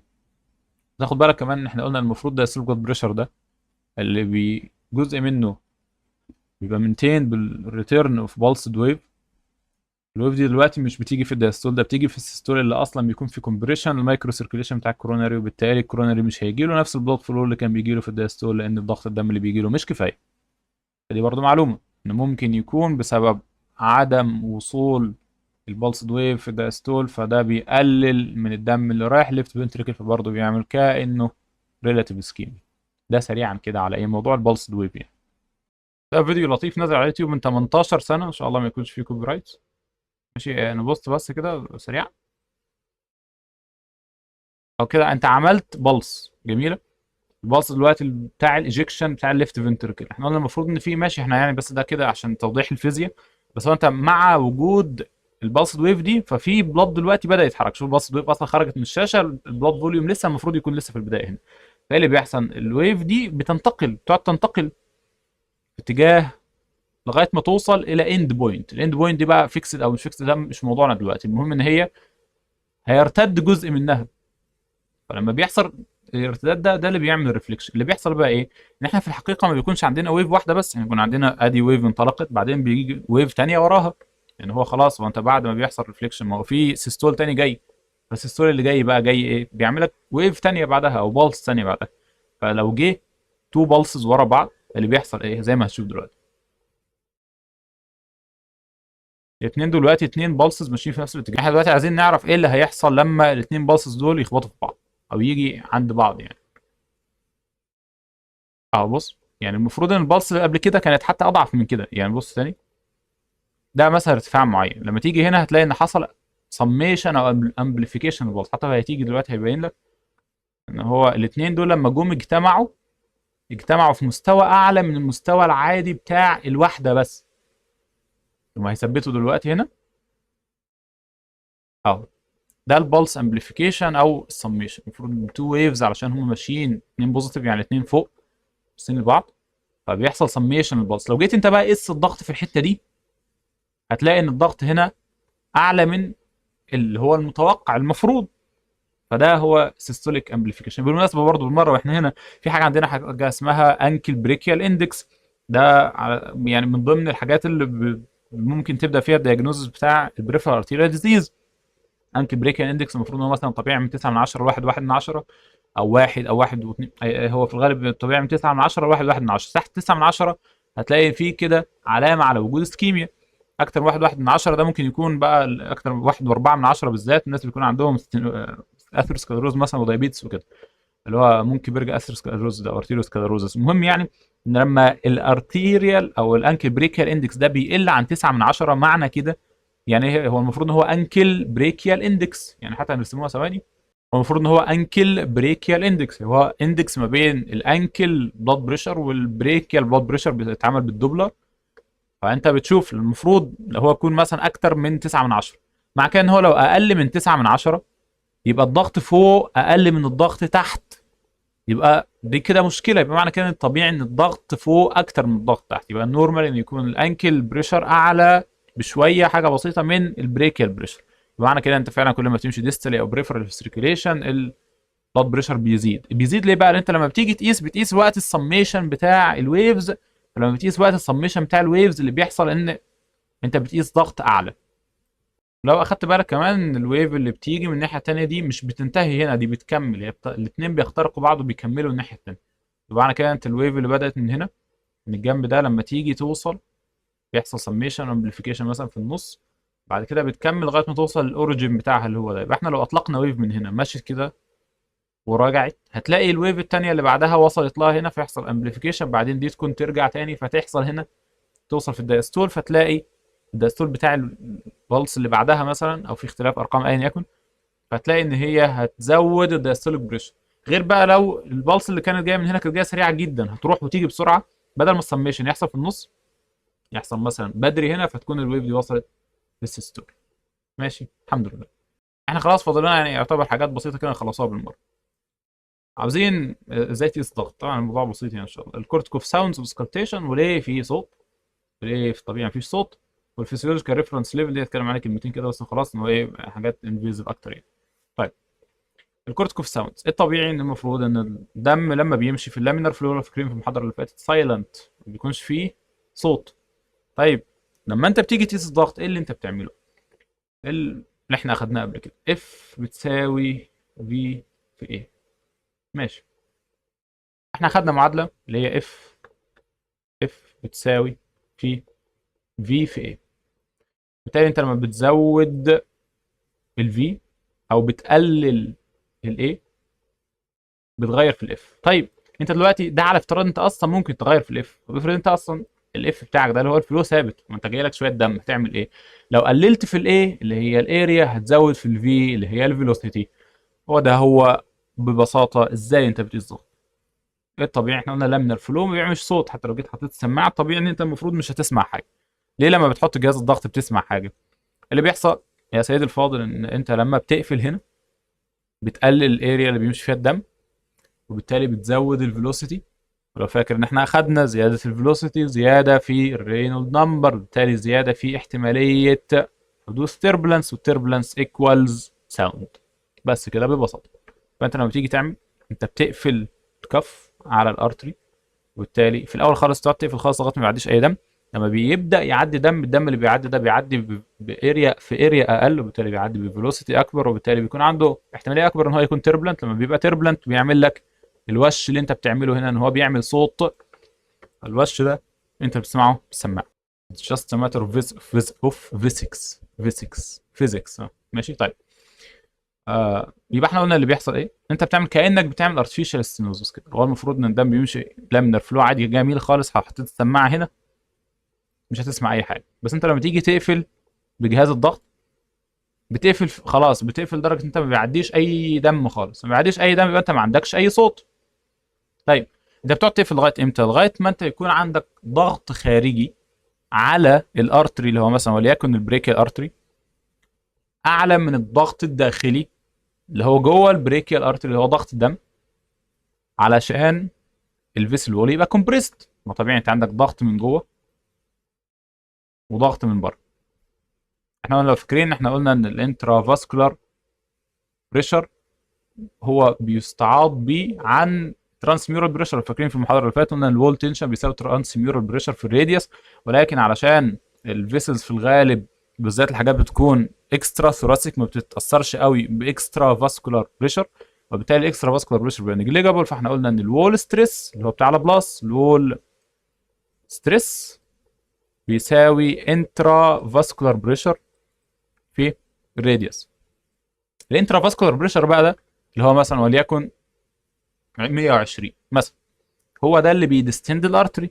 لو انت زقيت على الارتري من بره ببريشر اعلى من 120 اعلى من الانترا فاسكولار بريشر الارتري هيتقفل. يبقى انت اللي انت بتعمله ايه؟ ان انت لما بتيجي تربط جهاز الضغط بتحاول توصل لضغط اعلى من اعلى ضغط موجود جوه الارتري علشان تكمبريس الارتري وتقفله. طب ايه هو اعلى ضغط موجود جوه الارتري؟ هو سيستوليك بلاد بريشر. يبقى انت لو الضغط مثلا بتاع العيان وليكن مثلا 120، وليكن مثلا 120 على 80، ماشي، راجل محترم هو مظبط ضغطه، 120 على 70 بقى عشان تبع جايد لاينز. يبقى انت المطلوب منك ايه؟ انت لما تيجي تربط جهاز الضغط المفروض ان انت عايز تعرف الراجل ده ضغطه كام. طبعا يعني بعيدا عن طريقه القياس هو البلباتوري والسكلتاتوري وكده، احنا بنتكلم بس يعني بتقيس بالبلباتوري عشان ترفع في ايه كام، احنا بنتكلم على الناس اللي بتقيس سكلتاتوري على طول. وفي الغالب لما تيجي تقيس هترفع مثلا الكف فوق السيستوليك بتاع الراجل، يعني بقول مثلا على 150 160. امتى؟ لغايه امتى؟ لغايه ما خلاص ما يكونش في اي صوت. هو مثلا هنا رفع لغايه 150، 150 ما كانش في اي صوت، مفيش اي صوت بيتسمع عند السماعه، معنى كده ان خلاص مفيش اي دم بيعدي خالص. طيب بيقعد ينزل بالضغط لغايه ما ينزل ينزل ينزل ينزل لغايه ما يوصل للمستوى، المستوى ده بيسمح بان في شويه دم يعدوا، معنى كده ان الانترا فاسكولار بريشر بقى اعلى من الاكسترا فاسكولار كومبريشن بحاجه بسيطه، ولكن علشان الاريا قليله فالفيلوسيتي عاليه، يبقى الرين والنمبر عالي، يبقى في تربلنس، يبقى تبدا تسمع وش، تبدا تسمع صوت. فدي اول فيز، ده اول كورتيكوف ساوند، ده اول صوت بيطلع، معنى كده ان في صوت طالع، ان في دم بيمشي، يبقى في تربلنس. تحط السماعه هنا هتسمع التربلنس بتاع الدم وهو بيخبط. حلو، يبقى تقعد تعمل ايه؟ خلاص بتقعد تقلل تقلل تقلل تقلل تقلل الضغط لغايه ما توصل عند نقطه الصوت عندها بيختفي او بيبقى مافلد جدا. الصوت اللي بيختفي او بيبقى مافلد جدا ده ايه اللي بيحصل عنده؟ اللي بيحصل عنده انت خلاص بقى اقل ضغط موجود انترا فاسكولار اعلى من اعلى اكسترنال او كومبريشن على اكسترا، يعني اعلى اكسترنال او اعلى اكسترا فاسكولار كومبريشن. يبقى بقى الضغط اللي جوه الارتري دايما اعلى من اللي فوق، وبالتالي خلاص الاريا بتاعتنا بقت ثابته مش بتقل، وبالتالي الفيلوسيتي بتاعتنا بقت قليله عادي، بقت الطبيعي بتاعها، وبالتالي ما عادش فيه تربلنس خلاص، وبالتالي بقى ما عادش عندك صوت. بس كده. يبقى انت في الاول انت بتعلي الضغط لغايه ما تقفل على السيستوليك، لما تيجي تقل في اول ما خلاص بيعدي شويه دم بيعدوا في اريا قليله بفيلوسيتي عاليه بيعمل لك تربلنس، بيعمل لك صوت بيتسمع. ده اول صوت هو السيستوليك، لان السيستوليك هو اعلى ضغط، تقعد تقل لغايه ما توصل لمستوى ضغط اللي هو بيدستند الارتري في كل الكاردياك سايكل، اللي هو الدايستوليك. لو فاكرين احنا قلنا لما بنيجي نقيس المين ارتيريال بريشر الدايستوليك بلاد بريشر زائد تلت البلس. ليه الدايستوليك؟ لان الدايستوليك هو اقل ضغط موجود دايما في طول الكاردياك سايكل. لما بتوصل اقل ضغط موجود في طول الكاردياك سايكل اللي هو الدايستوليك بلاد بريشر، انت كده كده بتدستند الارتري على طول، وبالتالي الاريا ثابته، وبالتالي الفيلوسيتي ثابته، الفيلوسيتي مش عاليه، فما عندكش رين والدمبر عالي، وبالتالي ما عندكش تيربلنس، وبالتالي ما عندكش صوت، وبالتالي ما بتسمعش حاجه بالسماعه، فده رقم بيحدد لك دايستوليك بلاد بريشر. لو احنا مش جايين نتكلم عن طريقه قياس الضغط، يسند ظهره ويسند رجليه، ما يكونش بيتكلم يستريح ربع ساعه في اوضه هاديه لا حر قوي ولا ساعة. الكلام ده مش دلوقتي، احنا بس بنتكلم ايه الفسيولوجي اللي ورا قياس الضغط. ليه لما تيجي تربط الكف بتسمع صوت بعد كده، ما بتسمعش في الاول، بتسمع في الاول ايه، وهكذا يعني. بقى لنا حته صغيره كده هنكروتها في الاخر، ما بتبقاش مثلا موجوده في شويه تكست بوكس. الفسيولوجيكال ريفرنس ليميت او ريفرنس ليفل، لما الدم ده ليه وزن وبالتالي بيتاثر ببوزيشنال او بالجرافيتي. لما البني ادم بيقف الدم الضغط بيتسحب بالجاذبيه لتحت، وبالتالي ضغط الدم بيزيد في اللور ليمس مثلا، علشان انت بعيد عن الجزء اللي فوق. برضه نتكلم برضه ان شاء الله عليه ثاني في الفينوس سيستم. فممكن توصل في السريبرال ساينسز لغايه ان ده يكون الضغط بزيرو او سالب 5 او سالب 10 كمان. ده معناه ايه؟ ان هي ممكن تكون لابس عادي، بالذات حتى لو فاكر بقى ان السيريبرال برفيوجن بريشر بيساوي الماب ناقص الانتراكرينيال بريشر، مش السي في بي، مش السنترال فينس بريشر. وده هنوضحه ان شاء الله برضو في جزء خاص بالسيريبرال سيركيليشن. ده علشان الانتراكرينيال بريشر في الغالب بيكون اعلى من الفينس بريشر الموجود في السيريبرال سيركيليشن غالبا، فبيكون لابس الفينز. المهم يعني بالنسبه لنا ان علشان الدم ده ليه وزن بيختلف بوزيشنال، بيختلف بالجاذبيه، فلازم يكون اي حاجه ليها ريفرنس بترجع له علشان تقول اه والله الضغط عالي او الضغط واطي. فهم قالوا ان الريفرنس ده احنا هنعتمد عليه هو الليفل بتاع التراكاسبيد فالف. ده يونيفرسال زيرو بريشر. لو جه حد يركب مثلا رايت هارت كاسترايزيشن، واحد الناس اللي بيركبوا حتى سي في سي اللي هو سنترال فينس كاتيتر، لما تيجي تقيس حاجه اسمها سنترال فينس بريشر اللي هو سي في بي، المفروض ان احنا بنقيس عند الليفل. هو طبعا السي في بي لما تيجي تقيس بتقيس ما بين الجنكشن اللي عند الاس في سي والرايت اتريوم، بس هو الفسيولوجيكال ريفرنس ليميت او الريفرنس ليفل عندنا هو المفروض هو تراكاسبيد فالف. ليه تراكاسبيد فالف؟ لان دي الحاجه اللي بتفصل ما بين الفينوس سيستم وبدايه الرايت فنتريكل، او بدايه الايجكشن، او بدايه التغيير الكبير في الضغط. يعني هي بتفصل ما بين السيستميك سيركيليشن الجزء الخاص اللي هو الفينوس ريتيرن، وبدايه التغيير الكبير في الضغط. وهي مش بتتأثر قوي بالجاذبية، وده لسبب لأن كل ما الفينوس ريتيرن اللي بيوصل الرايت فنتركل بيزيد بالفرانك ستارلينج لو، فالرايت فنتركل بيتخلص من الفينوس ريتيرن زيادة بأن هو بيزود الستروك فوليوم والكاردياك اوتبوت، وبالتالي ان القلب بيحاول قدر الامكان لان هو يخلي المكان النقطة بتاعة التراكاسبيد فالف او عند الرايت اتريوم حتة الى حد ما ثابتة، لان هي لو الضغط عندها زاد معنى كده ان ده هيأثر على الفينوس ريتيرن رايح رايت فنتركل، وبالتالي هو هيحاول ان هو يغير الرايت فنتريكولار كاردياك اوتبوت عشان يرجعها تاني لمستوى الضغط اللي هو كان متعود عليه. فده بس النقطة بتاعة الفسيولوجيكال ريفرنس ليفل دي كده وخلاص يعني. وبيقال ان لما لو واحد نايم سوباين فالمستوى بتاع الترايكاسبيد فالف بيكون عند حوالي النص او يعني عند 60% من الشيست ثيكنس كده، انت بتقيس من الانتير للبوستير شيست وول او من الانتيرو شيست وول للحاجه اللي هو نايم عليها. فانت بس تكون عارف ان هو ده الريفرنس ليفل، وبالتالي لو واحد جه مثلا يقيس سنترال فينس بريشر سي في بي لو هو لحد مركب سي في سي، بغض النظر بقى عن يعني استخدام static fluid measurements في قياس الفلويد ريسبونسفنس وكده، ولكن لو حد جه يقيس سي في بي هو لسه فايبل اوبشن الحاجات المتاحه، فالمفروض ان البيشنت يكون نايم سوباين. هو لو نايم سوباين فانت كده بتقيس رقم للريفرنس ليميت او الريفرنس ليفل، ولكن لو هو كان نايم بارتفاع فانت ممكن تقيس برضه عادي، بس ايه بتزود بعض الارقام يعني. بس تكون عارف ان هو المفروض ان هو بيتقاس عند مستوى يتركز بالضبط. لما تيجي تقيس لواحد ضغط بتقول ان هو حتى الناس اللي بيقيسوا مثلا بالجهاز الالكتروني بتقول لهم المفروض ان هو لو يجي يقيس يكون الجهاز الالكتروني ودراعه الاثنين ثابتين عند مستوى القلب. عند مستوى القلب فين؟ وفي اختلافات يسيره ما بين الليفل بتاع الفالفز او يعني عند الايبكس ولا عند البيز وهكذا، المفروض انه يكون عند مستوى القلب عند تركز بالفالف برضه يعني. فعندي كلها طموحات. ف بس كده احنا الحمد لله خلصنا الارتيريا سيستم، عشان المحاضره كانت طويله شويه بس يعني ان شاء الله ربنا يجعلها فايده. هذا والله اعلم. سبحانك اللهم ربنا وبحمدك، نشهد ان لا اله الا انت، نستغفرك ونتوب اليك.